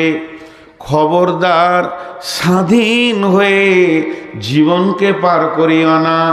তুমি পরাধীনতা অবস্থায় তুমি অধীনস্থে জীবন কাটাবে, তোমার স্বামীর অধীনস্থে জীবনকে কাটাবে। মেয়েরা চারটা পুরুষের অধীনস্থে জীবন কাটাবে। বাপ, ভাই, স্বামী, সন্তান, এদের ওপরে যাবে না, এদের ওপরে কথা বলবে না, তুমি এদের ডিরেকশনে চলবে।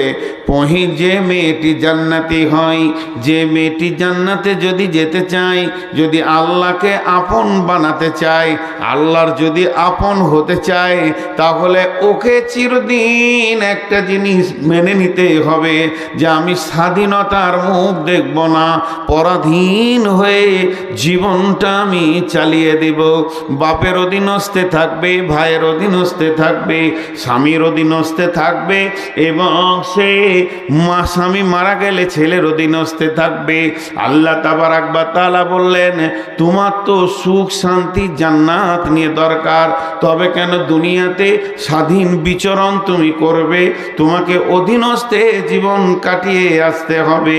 আর পুরুষকে বলল, পুরুষ তোমাদেরকে অভিভাবক বানালাম, তোমাদেরকে ওদের মালিক বানালাম, মালিকানা সত্ত্বটা তোমাদেরকে দিলাম।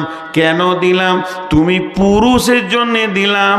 এর কারণটা হচ্ছে ওকে তোমাকে আগলিয়ে রাখতে হবে, ওর ভুল ত্রুটির ময়দান থেকে তোমাকে বাঁচাতে হবে, যেন ওর দ্বারা কোনো ভুল না হয়ে যায়, গুনহার ময়দানে না চলে যায়, গুনহার ময়দানে যেন না যায়। এ খেয়ালটা তোমাকে রাখতে হবে। আজকে কত রকম স্কুলে পড়ছে বোন, ভাইয়ের কোনো খবর নাই, কলেজে পড়ছে মেয়ে, বাপের কোনো খবর নাই, ভার্সিটিতে পড়ছে মেয়ে, স্বামীর কোনো খবর নাই, যা মন তাই অবাধ চলাফেরা। আমি অবাক হই, আমি অবাক হই ওই মহিলাদের গার্জেনের ওপরে, যাদের যে মহিলাগুলো মেলাতে খেলাতে নোংরা জায়গায় ঘুরে, তাদের যে অভিভাবক নিশ্চিন্তে বিছানায় ঘুমাতে পারে, আর তার অধীনস্থ নারী অবাধ চলাফেরা করে, এদের উপরে আমি অবাক হই, এদের ব্যাপারে আমি চিন্তা করি কেন এটা হবে। কোরআন বলছে, আমি কোরআনের আয়াত বলছি আপনাদেরকে, আমি আয়াত পড়ে বলছি। আল্লাহ তাবারাক ওয়া তাআলা বলছেন, আর রিজালু কাওয়ামুনা আলান নিসা, হে পৃথিবীর পুরুষ তোমরা অভিভাবক।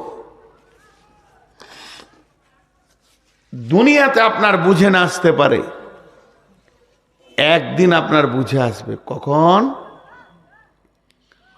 যেদিন কিয়ামত হবে, কিয়ামতের মাঠে বিচার হবে। মা আমার, বোন আমার, যত পুরুষ আল্লাহ কিয়ামতের আদালতে জমা করবেন, পুরুষকে সামনে রেখে পুরুষের বিচার হয়ে যাবে। কিন্তু যখন কোনো মেয়েকে আদালতে তোলা হবে, কাঠগড়ায় তোলা হবে, তার গুনহার ব্যাপারে যখন তাকে প্রশ্ন করা হবে, তখন মেয়েটি একা কাঠগড়ায় যাবে না, ওর সঙ্গে চারটা পুরুষকে রাখা হবে। বাপকে রাখা হবে, ভাইকে রাখা হবে, স্বামীকে রাখা হবে, সন্তানকে রাখা হবে। আর মেয়েটি যার পিরিয়ডে, যার জামানায় গোনা করেছে, ওই পিরিয়ডে ওই জামানার লোকটাকে দাঁড় করিয়ে তার হিসাব নেওয়া হবে। তোমার অধীনস্থ মেয়ে কেন জালসায় গিয়ে অপর পুরুষের কাছ থেকে বাদাম খেয়েছে, কথা বলেছে, এটাও জেনা, এটাও কাবিরা গোনা। জবানে জেনা, চোখের জেনা, হাতের জেনা, পায়ের জেনা, শরম গায়ের জেনা, মগজের জেনা, মগজের জেনা। এখানে একটা মেয়েকে প্র্যাকটিক্যালে শরম গা দেওয়া হলো না, কিন্তু মেয়েটার সাথে কথা বলা হলো, হাত ধরা হলো, কথা বলা হলো, সবগুলো জেনাতে পরিণত হবে। ওই প্রশ্ন যখন করা হবে মেয়েটাকে, তুমি 27শে ডিসেম্বর জালসাতে গেছিলে লালগোলা, আর অবাধ চলাফেরা করে জালসা না শুনে তিনটে ছেলের সঙ্গে গল্প করেছো, কেন করেছো? এই কথাটা ওকে জিজ্ঞেস করার সঙ্গে সঙ্গে মেয়েটির বিয়ে হয়নি, বাপ আর ভাইকে দাঁড় করিয়ে বলা হবে, তোমার মেয়েটার, তোমার বোনটার বয়স চলছিল রানিং 17 থেকে 18 বছর, আর এই অবস্থায় তুমি জালসা শুনতে পাঠালে কেন? জালসা শুনে যে নেকিটা হবে তার থেকে ওর বাড়িতে চুপ করে শুয়ে থাকলে বেশি নেকি হবে। এই অবাধ বেলামিশার থেকে ওর অত নেকি দরকার নাই। তুই বাড়িতে পড়ে থাক, তুই একটা কিতাব পড়, তোকে তৌহিদের কিতাব দিব, হাদিসের কিতাব দিব। মেয়েদের জালসা শোনা রাত্রিবেলায়, গভীর রাত্রিতে এসে ঘর থেকে বেরিয়ে দরকার নাই। এই যে প্রশ্নগুলো করা হবে, তখন ভাইকে প্রশ্ন করা হবে। স্বামীর জামানায় সে স্বামীকে বুঝিয়ে চলে এসেছে, কিন্তু অন্যজনের সঙ্গে পরকীয়ায় লিপ্ত হয়ে গেছে বা কোনো গোনা করেছে, স্বামীকে দাঁড় করানো হবে।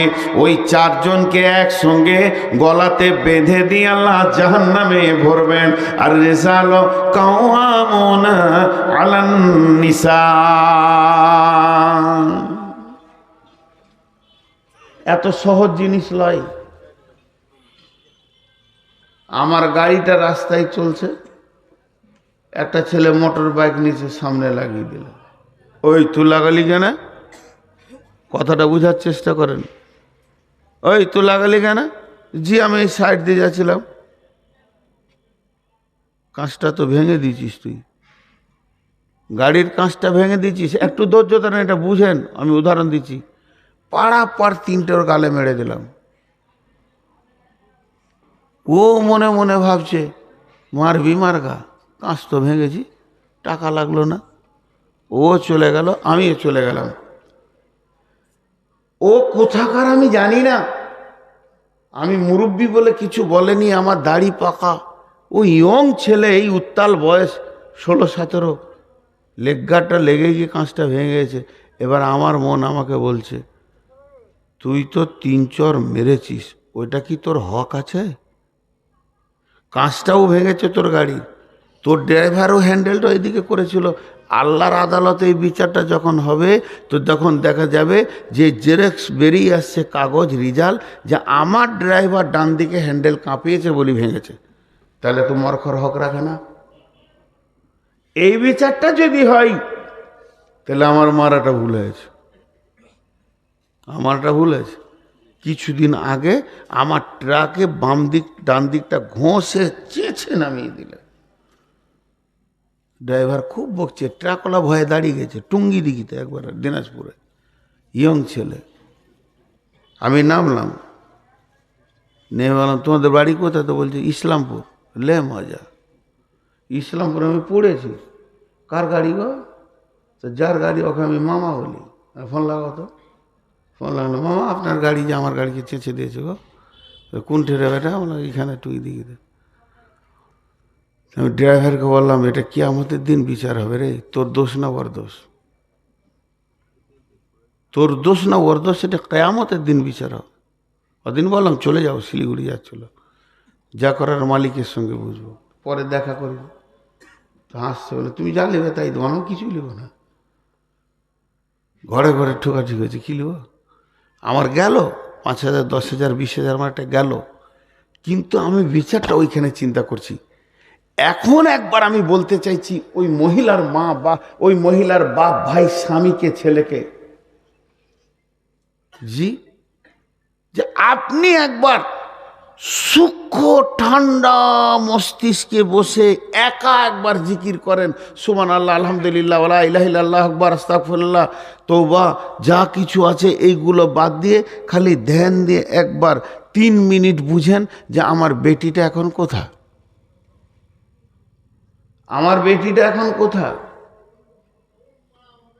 জালসা শুনতে গেছে। জালসার মজলিসে আছে না বাঁশের তলাতে দাঁড়িয়ে আছে? একজনের গলা ধরে কথা বলছো। যদি বলে থাকে তুমি তৈরি থাকো, আমি হাসাবার জন্য বলছি না।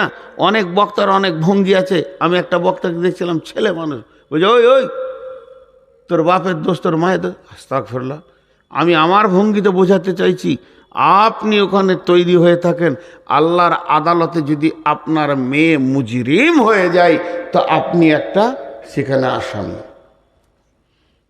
জি, হযরতে উমারের জামানায় একটা মেয়ের 3 বার বিয়ে হয়েছে, 3 বার, খালি মসজিদে নামাজ পড়তে যায়। কত পরেজগারু, 3 বার বিয়ে হয়ে গেছে। তো একজন সাহাবী বলছে এবার আমি বিয়ে করবো, আবার তালাক হয়ে যায়।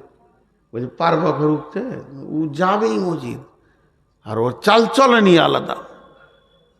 স্বামী মানে না, দুপ করে ছেড়ে দেয়, আরেকজন লোভে পড়ে এরকম। বলছে ঠিক আছে যা। তো বিয়ে করে ওকে বলছে দেখো তুমি মসজিদ যেও না, ঘরেই নামাজ পড়ো, এখন সেই জামানার নাই। বলছে মাথা খারাপ, আমাকে মসজিদ থেকে রুখতে কেউ পারেনি, আগে 3টে পারিনি, তুমিও পারবে না। বলছে যাও, ফজরে কিংবা ইশাতে, ইশারায় বলবো বুঝেলেন।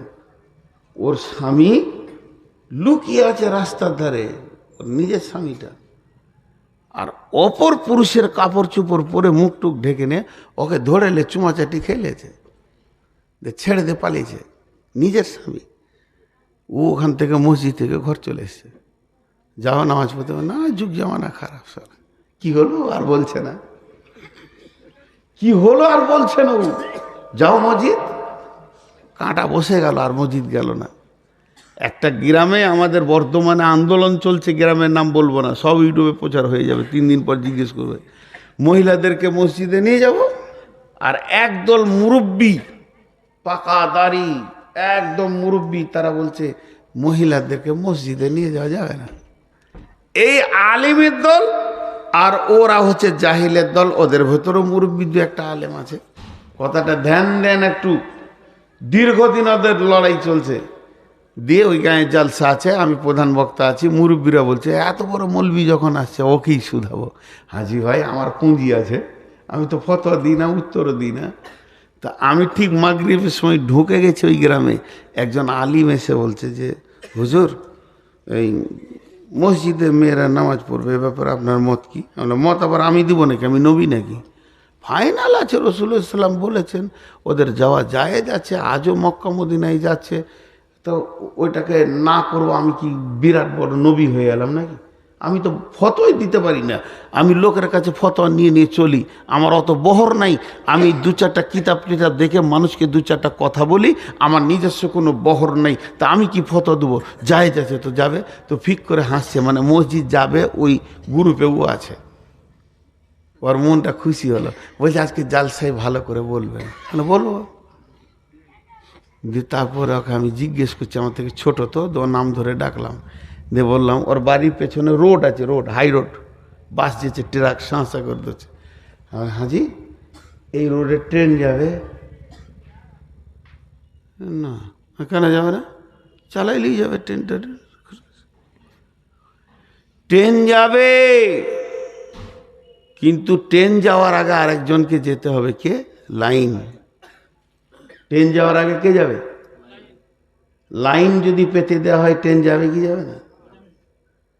বিশ্ব নবী আগে লাইন পেতেছেন, তারপরে ট্রেন চালিয়েছেন। আগে আইন করেছে মেয়ের গায়ে হাত দিলে গর্দন ছেটে দাও।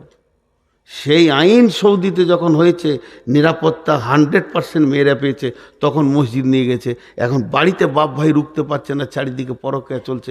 আর মসজিদের নামে যদি সব মসজিদে তোমরা ফতোয়া দিয়ে দাও, তারা ফজরের সময় উঠে বলবে তাহাজ্জুদ পড়তে চললাম। 3 দিন পর দেখবে ছেলে মানে বাচ্চা ডেলিভারি করাতে হবে।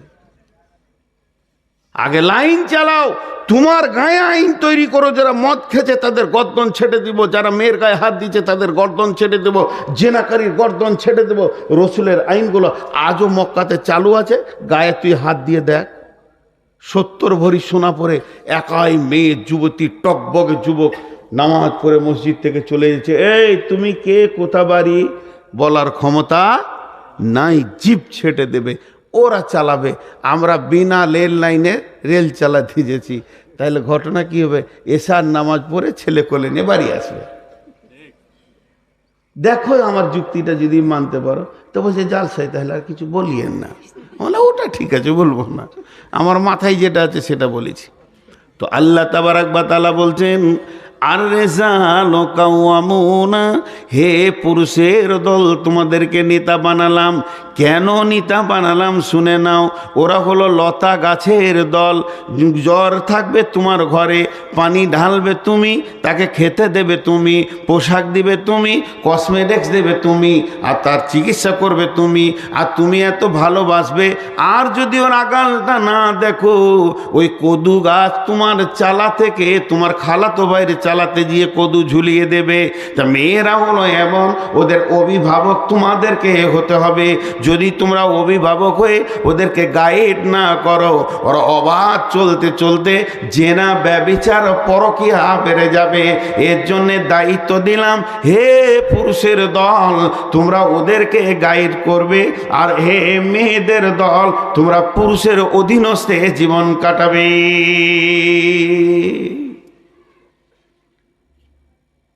কাটাবে। 12টা বেজেছে। আজকে ক তারিখ?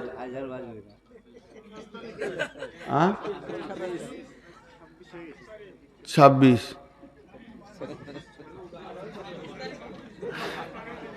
কোন ভ্যার ওটা? আসলে আমার দোষ নয়, সালা ঘড়িটাই বদমাস। তো আপনারা একটু শুনে নেই, আরেকটা খালি শেষ করে দিই। বিরক্ত হচ্ছেন না তো? ভালো লাগছে? ভালো লাগার লেগে বসে আছে।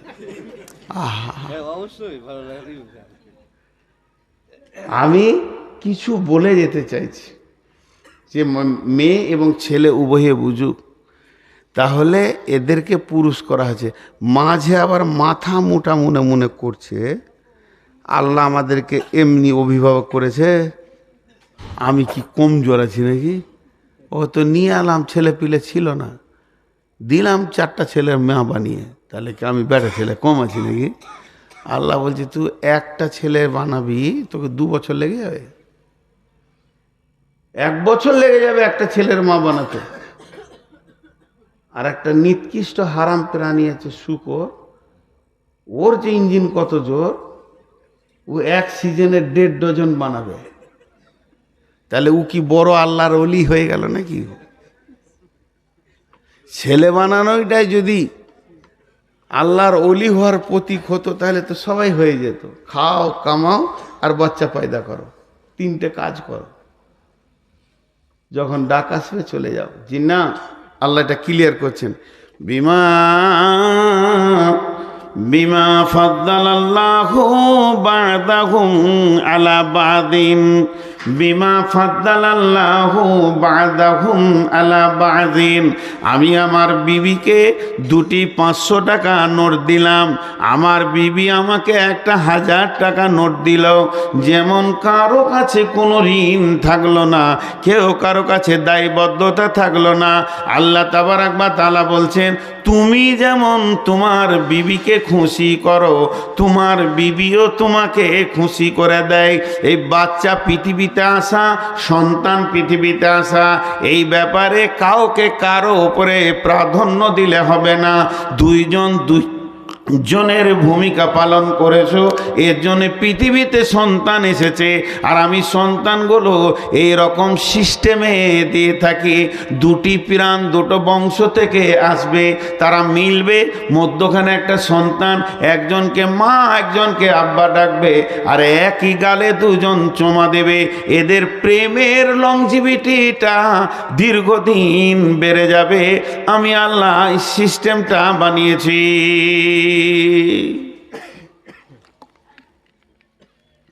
সিস্টেমটা বানিয়েছি। তবে তুমি পুরুষ কেন? পুরুষকে বলছে তবে তুমি পুরুষ কেন? ওয়াবিমা আনফাকু মিন আমওয়ালিহিম, ওয়াবিমা আনফাকু মিন আমওয়ালিহিম। তাই আমি এই জন্যে তোমাদেরকে পুরুষ বানিয়েছি। তুমি গ্রীষ্মে পুড়ে যাবে, শীতে কাঁপবে, বর্ষায় ভিজে যাবে। তুমি ভ্যান টানবে, টোটো টানবে, রিক্সা টানবে, কুলিগিরি করবে, তুমি মার্কেটে দৌড়বে, বাইকে দৌড়বে, যাতে দৌড়বে, ব্রেনকে পেরেশান রেখে তুমি পৃথিবীর কোণে যেখানেই হয় অবতাগু মিন ফাদিলিল্লাহি, আল্লাহর ফয়েজকে খুঁজে হাসিল করবে।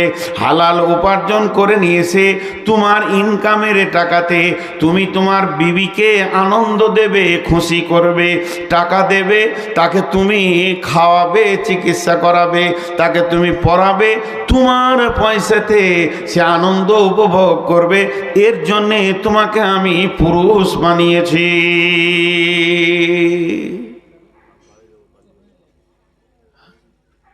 পুরুষেরা নারীদেরকে খাওয়াবে, বিবিকে ও বলেছে পুরুষেরা নারীদেরকে খাওয়াবে। যে জিলেপি কিনে নিজে খালাতো বোনটাকে বলছে খাতো গে, মৌলবি সাহেব কাল জালসাই বলেছে পুরুষেরা নারীদেরকে খাওয়াবে, তোকে ওইটা বলিনি, বিবিকে। ও খাওয়ানোর রাস্তা খুঁজে নিয়েছে, ওটা পাগলা, হুঁশি নেই তো। এই জন্য তুমি পুরুষ। এবার মেয়েদেরকে বলছে তুইও সংযত হ। আল্লাহর ওসিয়তটা দেখেন কেমন, একবার বলছে, একবার বলছে তুইও সংযত হ, তুই বেশি চিল্লাস না। তিনটে গুণ তোর ভিতরে নিয়ে আয়, সারা দুনিয়া তোর পেছনে পাগল হবে, তোর স্বামী হবে, তোর বাপ ভাই হবে, শ্বশুর শাশুড়ি হবে, সবারই হৃদয় ঠান্ডা হয়ে যাবে তোর ভিতরে যদি তিনটে গুণ থাকে। সেই তিনটে গুণ কি? ফাসলিহাতুন কানিতাতুন হাফিজাতুন লিল গায়বি বিমা হাফিজাল্লাহ। ফাসলিহাতুন কানিতাতুন হাফিজাতুন লিল গায়বি বিমা হাফিজাল্লাহ। তোমরা সালেহা হয়ে যাও, নেককার হয়ে যাও, हिफाजत करने वाली हुए जाओ, অল্পে সন্তুষ্টি होने वाली হয়ে যাও। মেয়েদের তিনটি গুণ, এক নম্বরে হলো তুমি সালেহা হয়ে যাও, পাঁচ ওয়াক্তে নামাজ পড়নে वाली হও, রোজা রাখনে वाली হও, স্বামীকে মাননে वाला হও এবং তুমি পর্দায় থাকনে वाला হও। এই যে গুণে গুণান্বিত, সল্লাত খামসাহা সামাত সাহরাহা আহসানাত ফারজাহা আতাত বালাহা, এই রকম তুমি সালেহা হয়ে যাও, কানেতা হয়ে যাও, মানে অল্পে সন্তুষ্টি হয়ে যাও, যেতে অল্পেই তুমি সন্তুষ্ট হবে, বেশি লাফালাফি করবে না, বেশি চাইবে না। স্বামী যেমন সাদা মোটা এনে দেবে, মোটা চাল মোটা ভাত, যেমন স্বামীর ইনকাম। স্বামীকেও নবীজি বলেছেন ও আনফিক আলা আয়ালিকা মিনাত তাওলিক, মাঝরে তুমি যেমন ইনকাম করবে ওই রকম তুমি ছেলে মেয়ে অধীনস্থ মা বাপের পেছনে খরচা করিও। তুমি এই খরচাগুলো করো তো তোমাকে স্বামী যেমন দিবতে খুশি হয়ে যাও, বেশি চেয়েও না। অল্পে সন্তুষ্টি মেয়েরা হয় না। এক চান্সে এমন কোনো পুরুষ নাই, কি বলবে বুঝতে পারছি এবার, কোনো পুরুষ নাই যে সে তার বিবিকে এক চান্সে রাজি করে দিয়েছে। বলার আগে বুঝে লিছ, মুখ চালিয়ে যাচ্ছে। মার্কেট থেকে কি আনো, তিনটে কথা বলো, 22টা কথা বলবে, তবে ওর মুখ বন্ধ হবে। 22টা। হায় রে আফসোস, লোক খালি বলে মৌলবি সাহেব একটা তাবিজ দেন তো, শালা বউ কথা শুনছে না। তো ওই দুঃখতে তো আমি মরছি বে, তুই তো তাবিজ আমার কাছে চাইলে আমি তার কাছে যাই। একজনা ঝগড়া করছে খুব বিবির সঙ্গে, খুব ঝগড়া, দেখে নিব তোকে। ও বলছে তুমি কত পুরুষ আমি জানি, চিল্লা দিচ্ছে, বলছি দেখবি বলে রেগে ঘর থেকে বের হয়ে সোজা চলে এসছে হযরত উমারের কাছে। বিচার করবে খলিফাকে নিয়ে গিয়ে, সত্য ঘটনা, আমি ইতিহাস বলছি। হযরত উমারের ঘরের দরজায় এসেই ধাক্কা দিয়েছে, রাগের মোটে এসে তো পটাম করে ডেকে দিয়েছে। আর দেখি কান দিয়ে শুনতে পেয়েছে উমারের বিবি উমারকে ঝুটছে খুব। উমারের মতো বীর একটা আঙুলের ইশারায় 18 লক্ষ বর্গ মাইল শাসন করেছে। যাকে দেখলে শয়তানও রাস্তা ছেড়ে দিত, তাকে ওর বিবি মেশিন চালাইছে, সেলাই মেশিন, খাচার খাচার খাচার খাচার খাচার। উমার চুপ করে বসে আছে। বলা হয়ে গেল, ধাক্কাটাই দিয়ে দিয়েছে প্রথমেই, এটাই হয়ে গেল ভাজাল।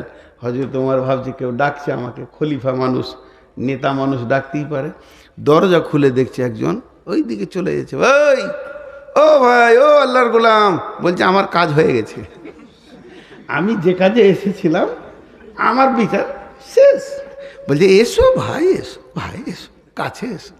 খলিফার ডাকার না বলতে পারলে না, এসে বলছে জি হুজুর বলেন। কি বলছে? না আমি কেন বলবো ভাই, তুমি বলবে, ধাক্কা তো তুমি দিয়েছো। হুজুর বিবির সঙ্গে ঝগড়া করছিলাম, তা বিবি এমন এমন কথা বলছে, তোমার কলিজাটা জ্বলে গেল। তা আমি বলি দাঁড়া, উমারকে ডেকে নিয়েছি, এসে দেখছি আপনার ঘরে একই কেস। তা কেস দিব আর কাকে?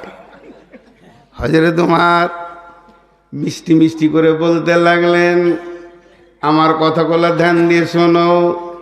প্রথম নম্বরে ওই মহিলা আমাকে গরম গরম খাবার বানিয়ে খাওয়ায়। 2 নম্বরে ওই মহিলার পেটে আমার বাচ্চাগুলো হয়েছে, কত কষ্ট করে ডেলিভারি নিয়ে দৌড়ে বেরিয়েছে। 3 নম্বরে প্রসব যন্ত্রণা সহ্য করে আমার বাচ্চাগুলোকে দিয়েছে। 4 নম্বরে আমার বাচ্চাদের পেশাব পায়খানা নিজের হাতে সাফ করেছে। তারপরে তুমি গুনে চলো, ওই মহিলা নিজের দুধ খাইয়ে আমার বাচ্চা মানুষ করেছে। মহিলা আমার কাপড় সাফ করে দেয়, আমার খানা পাকায়, রুটি পাকায়, মহিলা আমার সেবা করে। তারপরে সর্বোপরি মহিলা আমার যৌবন জগতের একটা বান্ধবী।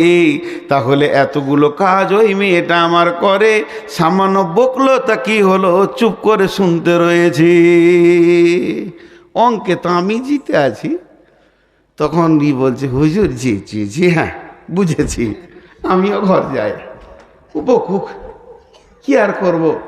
তো কানে তা হয় না, মেয়েরা সন্তুষ্টি হতে পারে না, স্বামীকে প্রথম চান্সে আনন্দ দিতে পারে না। বিশ্ব সুন্দরী ওই মেয়েটা, যার চামড়াটা চিকন, মাথা খারাপ, ওর স্বামীকে জিজ্ঞেস করেন, কলজেটা পুড়ে গেছে। আমি কয়েকদিন আগে বাংলাদেশে বলছিলাম, কিছু মা প্রিয় ছেলে আছে, মা মানি একবারে জান্নাতের টুকরো, মায়ের কথা শুনে বউটাকে পিটে দিয়েছে। এ বদমাশি, তোমার মাও মেয়ে, তোমার বউ মেয়ে, বউটার ভিতরে যত রকম বদমাইশি আছে তোমার মায়ের ভিতরেও সেগুলো আছে মেয়ে হিসাবে। তুমি বলিও না, যদি তোমার মাকে চেক আপ করতে চাও, তোমার আব্বাকে জিজ্ঞেস করো, আব্বা কেমন আছো? তোমার আব্বা চোখের পানিতে বলবে, বেটা কলিজাটা কাবাব হয়ে গেছে বাপ, আর মরার আগে কিছু বলিস না, তোমার বাপের কলজে শেষ করেছে। তা ভাবিও, বউকে বউয়ের মতো দেখো, মাকে মায়ের মতো দেখো। মাকে কষ্ট দিও না, মাকে কষ্ট দিলে জান্নাত পাবে না। তা বলে বউ মেরে জান্নাত পাবে? আল্লাহ কি বলছে? আর দ্বিতীয় পর্বটা, এটা বলার পরটা যখন বলবো তখন বুঝে আসবে। আজকে ক মাস আর কদিন আর কটা বাজছে একসঙ্গে বুঝে চলে আসবে ওই কথাটা যখন বলবো। বাংলাদেশে একজন কাঁদতে লাগলো, সে আমার হাতটা ধরে বললে, আমার জীবনে একটা অধ্যায় দিলেন, জ্ঞান দিলেন, আমি তওবা করবো, আজকে বিবির হাত ধরে আমি কেঁদে তওবা করবো। শুনেন, আর 2টা অধ্যায় আমিও শেষ করব। ফালা তাবগু আলাইহিন নাসাবে, আল্লাহ বলছেন তাহলে তুমি প্রথমে সলেহা হয়ে যাবে, নামাজি পরেজগার হয়ে যাবে। 2 নম্বরে স্বামীকে সন্তুষ্ট রাখবে, অল্পে সন্তুষ্টি হয়ে। 3 নম্বরে তুমি হাফেজা হয়ে যাও। হাফেজা মানে হিফাজত করনেওয়ালি হয়ে যাও। প্রথম নম্বর, তোমার বডিটা তোমাকে হেফাজত করতে হবে। 2 নম্বর, তোমার জরায়ুতে তোমার স্বামীর শুক্রাণু পৌঁছে গেছে, ওটাকে হেফাজত করতে হবে, ওষুধ দিয়ে নষ্ট করলে হবে না। 3 নম্বরে স্বামীর মালের হেফাজত করতে হবে। এরপরে আল্লাহ পুরুষকে কি বলছে শুনেন, আল্লাহ পুরুষকে বলছেন ওয়াল্লাতী তাখাফুনা নুসুজাহুন্না ফাইযুহুন্না ওয়াহজুরুহুন্না ফিল মাজাজি'i ওয়াজরিবুহুন্না ফাইন আতানাকুম ফালা তাবগু আলাইহিন্না সাবিলা ফাইন আতানাকুম ফালা তাবগু আলাইহিন্না সাবিলা ফাইন আতানাকুম ফালা তাবগু আলাইহিন্না সাবিলা ইন্নাল্লাহা কানা আলাইকুম রাকিবা। আল্লাহ কত বড় কথা বললেন। এটা যদি কোনো পুরুষ বুঝতে পারে তার জীবনের অধ্যায় চেঞ্জ হবে, আমি বিশ্বাস করি। জি, আল্লাহ কি বলছেন দেখেন। আল্লাহ এবার পুরুষকে বলছে, তোমাকে যদি তোমার মনে হয় যে তোমার স্ত্রী একটু বদমাশ হয়ে গেছে, চরিত্রের দিকে যাবেন না মাথাটা নিয়ে, কথা শুনছে না, যেমন তাই করছে, মাকে এটা ওটা বলছে, ভাইকে, তা তোমার প্রথম কাজ হবে আল্লাতী তাখাফুনা নুসুজাহুন্না, ওকে ভয় দেখাও, নসিহত করো। তুমি তো আলেম নাও, নসিহত জানো না, তো যাও একটা আলেমের কাছে জিজ্ঞেস করে এসো, একটা হাদিস শিখে এসো, দুইটা বিবিকে বলো, শোন আল্লাহ জান্নাত দেবে, সুখে থাকবি। জি, এই যে ওসিয়ত করো, বোঝাও। আমার যখন মেয়েটা হয়নি তো তখন আমি মাসে 2 মাসে একটা জালসা করি, একবার পুরো ইয়ং, আর বিয়ে হয়েছে মোটামুটি বছর 2 হলো 3 হলো, তো 2 মাসে একটা জালসা পেতাম। কোথাও ডাকতো, 200 টাকা দিত, যেতাম, মাগরিবে পরেই দিয়ে দিত, ঘর চলে আসতাম। তো হুগলি যাব একটা জায়গা, পকেটে একটাও টাকা নাই, তাড়াতাড়ি করে ভাত খেয়েছি, বাস ধরতে হবে, ট্রেন ধরতে হবে, পকেটে একটাও টাকা নেই। তো আমার বিবি গরম গরম ভাত থালাতে দিচ্ছে, আর আমি তখন জালসা শুরু করেছি, যদি টাকা পাই। তা আমি বললাম জালসা হাদিস কোরআন আর কি বলবো, লম্বা করে বাংলায় চালাইছি। যে মেয়ে স্বামীর উপকার করবে, স্বামীকে ভালোবাসবে, স্বামীকে দেখবে জান ভরে, আল্লাহ তাকে জান্নাত দেবে। তো বিবি বলছে ভাত খাও, নিজের কাজে যাও। লিলে না, ওসিয়ত গরম হয়ে গেছে, লিছে না, কেটে গেল, থেদ কেটে। আবার শুরু করলাম, স্বামীর অভাবের সময় যে দেখবে, বলছে তোমাকে 100 টাকা দিতে পারি। আমি তাড়াতাড়ি ভাত খেতে বসলাম, যাক 100 টাকা হলো, পকেটে টাকা ছিল না, আমার বিবির কাছে 200-300 টাকা ছিল, তো কেড়ে তো লিয়া যাবে না, জালসা করে নিলাম। 100 টাকা দিলে, 100 টাকা দিতে পারি, 300 টাকা আছে, 100 টাকা নিয়ে বেরিয়ে গেলাম। ভাবলাম বিবি দিয়ে দিলে, জালসা করে সে ঘর ঢুকছি, বলছে আমার টাকা দাও। কি বিপদ, জালসা এলাই না। তো ওই জন্য আল্লাহ বলছেন আল্লাতী তাখাফুনা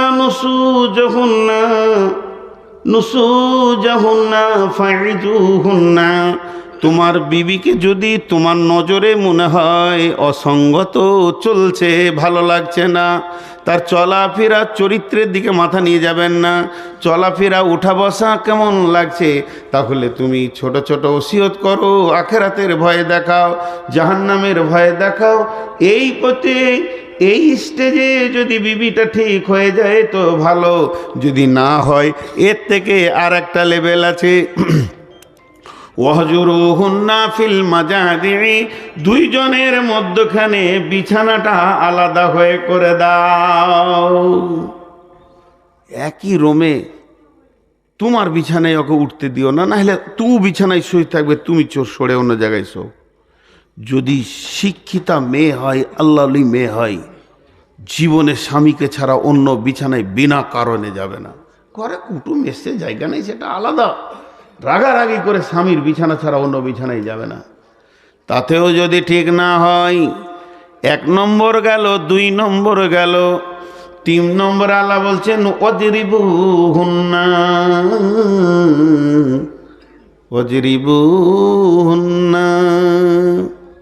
ওয়াজরিবুহুন্না, মারো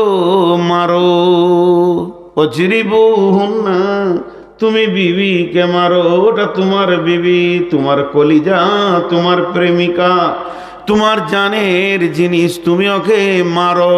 কতটা পরিমাণ মারবে? শাসনে যতটা লাগে ততটাই মারবে, কিন্তু এমন করে মেরে দিও না হাতটা ল্যাংড়া করে দিয়েছো, কপালটা কেটে দিয়েছো, যেন মেয়েটা বিকৃতি হয়ে গেল, চেহারাটাই ওর সম্পদ তুমি নষ্ট করে দিলে।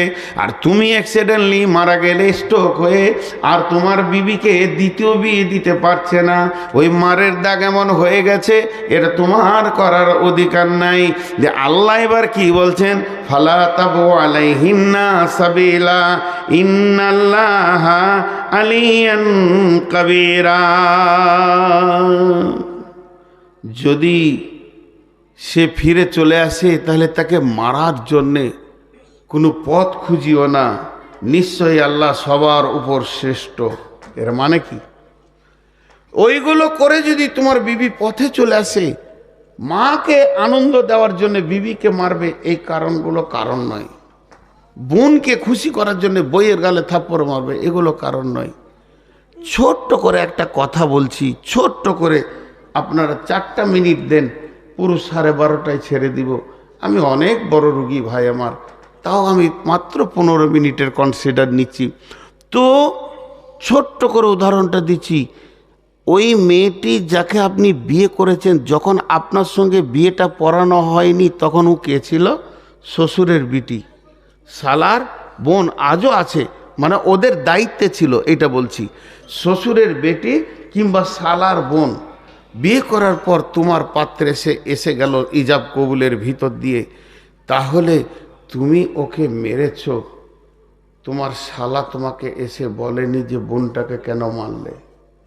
তোমার শ্বশুর কত ভদ্র, এ কথাও বলেনি যে মেয়েটাকে কেন মারলে। কিন্তু আল্লাহ বলছেন, আমি সবার ওপরে শ্রেষ্ঠত্ব, তোর ওপরে, তোর বাপের ওপরে, তোর শ্বশুরের ওপরে, তোর শাশুড়ির ওপরে, তোর শালার ওপরে। আমার শ্রেষ্ঠত্ব হচ্ছে ফুল ফ্যামিলির ওপরে। আমি যেদিন কিয়ামতের মাঠে ধরবো, এটা তোর শ্বশুরের বিটি হওয়ার আগে আমার বান্দি। কার কার বান্দি? আমাদের বিবিগুলো কার বান্দি? দুটো দলিল, এটা একটা দলিল, আর একটা দলিল। বিশ্বনবী হাজ্জাতুল বেদাতে শেষ বক্তব্য যখন দেয় তখন বলেছিল, হে লোক সকল, তোমাদেরকে আল্লাহর দেওয়া নিয়ামতের ওপরে হেফাজত করিও, তাদেরকে কষ্ট দিও না। তার মানে আল্লাহর দেওয়া নিয়ামত বলতে বিবি বলা হয়েছে। আল্লাহ বলছে, তোকে দিলাম আনন্দ করার জন্যে, আর তুই অবাধ মারলি। তা আল্লাহ একটা একটা লাঠি আর একটা একটা থাপ্পড়ের যদি বিচার ধরে, তুই যে পরশুদিন বিকালে ওর গালে 3খানা থাপ্পড় মেরেছিস তোর বোনের কথা শুনে, এই থাপ্পড়টা কেন মারলি, এই আদালতটা যদি আল্লাহ বসিয়ে দেয়, তুই 25 সালে ডিসেম্বরের 13 তারিখে তোর ঘরে মেহমান এসেছিল, একটা কথা শুনেনি, তা লাঠি করে 5 লাঠি মেরেছিস, কেন মারলি? আমি আল্লাহকে বুঝিয়ে দে, তুই জান্নাত যা। সব স্বামী কাবু। এর জন্য বলছি, মারার আগে ভাবিও, ওর গালে যে চরগুলো থাপ্পড়গুলো পড়বে, পৃথিবীর কেউ যদি তোমার কাছে এর জবাব না নেয় তো আল্লাহ নেবে। এই জন্য আল্লাহ বলেছেন, ফালা তাবগু আলাইহিন্না সাবিলা ইন্নাল্লাহা আলিয়ান কাবীরা। তুমি খবরদার, যদি ঘুরে আসে ওকে মারার জন্যে দ্বিতীয় কোনো পন্থা অবলম্বন করিও না। আর যদি এই রকম করে থাকো তো তুমি জেনে রাখো, তোমাদের সবার ওপরে আল্লাহ শ্রেষ্ঠত্ব রয়েছে। কেউ উঠবেন না, একজনও না। যতগুলো লোক বসে আছেন, কি জানি আল্লাহ আপনাদের দিলে কি দিয়েছে, আমাকে আপনারা ভালোবাসেন, এটা আমি বুঝতে পারছি। আপনাদেরকেও আমি ভালোবাসি, একসঙ্গে সবাইকে চিনতে না পারলেও। এখন আমি বাড়িতে চেঁচামেচি করি একটু কোনো কাজে, তা আমার ছেলে, আমার মেয়ে, আমার জামাই, আমার স্ত্রী বুঝে যে রুগী হয়ে গেছে। এখন ওনার বয়স যা হয়ে যায়, তারপরে সুগার এত বেশি, আর সুগারে যে মিজাজটা হয়, এটা কারো হাতে কন্ট্রোল নাই ভাই। আমার মিজাজ ওই রকম হয়ে গেছে, এখনই কাউকে ধমকিয়ে দেবো তো পর মানুষ তো আর নেবে না, নিজের ছেলে নেবে। পর মানুষ বলবে বদমিজাজি লোক। কিন্তু এটা সুগারে হয়, প্রত্যেকটি সুগারের রুগীর হবে। এটা ডিসব্যালেন্স, মানুষের হাতে থাকে না। যদি কাউকে আঘাত দিয়ে থাকি তো মাফ করবেন। শুধু একটা আবদার রাখবো, একটা, দেবায়ন শেষ করব। যতগুলি লোক বসে আছেন একবার টেবিলে হাতটা রেখে যাবেন। আরেকবার বলছি, যতগুলি লোক বসে আছেন একবার টেবিলে হাতটা রেখে যাবেন, গোটা টেবিলটার মধ্যে। শেষবার বলছি, 3বারে, যতগুলি লোক বসে আছেন একবার টেবিলে হাতটা রেখে যাবেন। সকলে বলেন ইনশাআল্লাহ। যিনি হাত না রেখে যাবেন ও হাত তুলেন আল্লাহকে সাক্ষী রেখে যে আমি এইদিকে আসবো না, ওইদিকে কেটে পড়বো। ওর সঙ্গে আমি একটু বোঝাপড়া করব যে টাকা নাই না অসুবিধা আছে। সবাই টাকা দেবেন, যার টাকা নাই খালি হাতে হাতটা ঠেকাবেন, খালি হাতে হাতটা ঠেকাবেন। এবার হাতটা তুলেন আল্লাহকে সাক্ষী রেখে। যে আসবেন না তিনি হাতটা তুলেন যে আমি যাব না। তাহলে সব কটা ইমানদার, গভীর রাত, তাহাজ্জুদের টাইম, এখন আল্লাহ আমাদের দিকে একবার নিবিড়ভাবে তাকিয়ে আছেন। আমি এখন দোয়া দিচ্ছি, দোয়াটা শেষ করব। আপনার টেবিলে হাত রেখে নিজে নিজের বাড়ি যাবেন। আমি দোয়া দিচ্ছি, বুঝে বুঝে আমিন বলবেন। আমিন বলার ভিতরে হৃদয় থেকে যেন বের হয়, তো আল্লাহ কবুল করবেন। হে আল্লাহ, আমাদের সকলের দাম্পত্য জীবনকে তুমি সুখী করো। আমিন বলেন সবাই। এই আল্লাহ, যতগুলি ছেলে মেয়ের বিয়ে হয়নি তাদের সুপাত্র সুপাত্রীর ব্যবস্থা করে দাও। এই আল্লাহ, যাদের দাম্পত্য জীবনের অশান্তি চলছে প্রেম প্রীতি ভালোবাসা বাড়িয়ে দাও। এই আল্লাহ, আমরা যেন মাকে মায়ের মতো, আব্বাকে আব্বার মতো, স্বামীকে স্বামীর মতো, স্ত্রীকে স্ত্রীর মতো সম্মান দিয়ে চলতে পারি, তুমি তৌফিক দাও। এই আল্লাহ, আমাদের মা বাপ ভাই বোন কালেমাওয়ালা যত কবরে চলে গেছে তাদের কবরগুলোকে নূরে মানওয়ার করে দাও। সকলে বলেন সুবহানাকা আল্লাহুম্মা ওয়া বিহামদিকা আশহাদু আল্লা ইলাহা ইল্লা আনতা আস্তাগফিরুকা ওয়া আতুবু ইলাইকা। আসসালামু আলাইকুম। উত্তরটা দেন, আসসালামু আলাইকুম। আমি 1 মিনিট বসে থাকছি, আপনারা আসেন।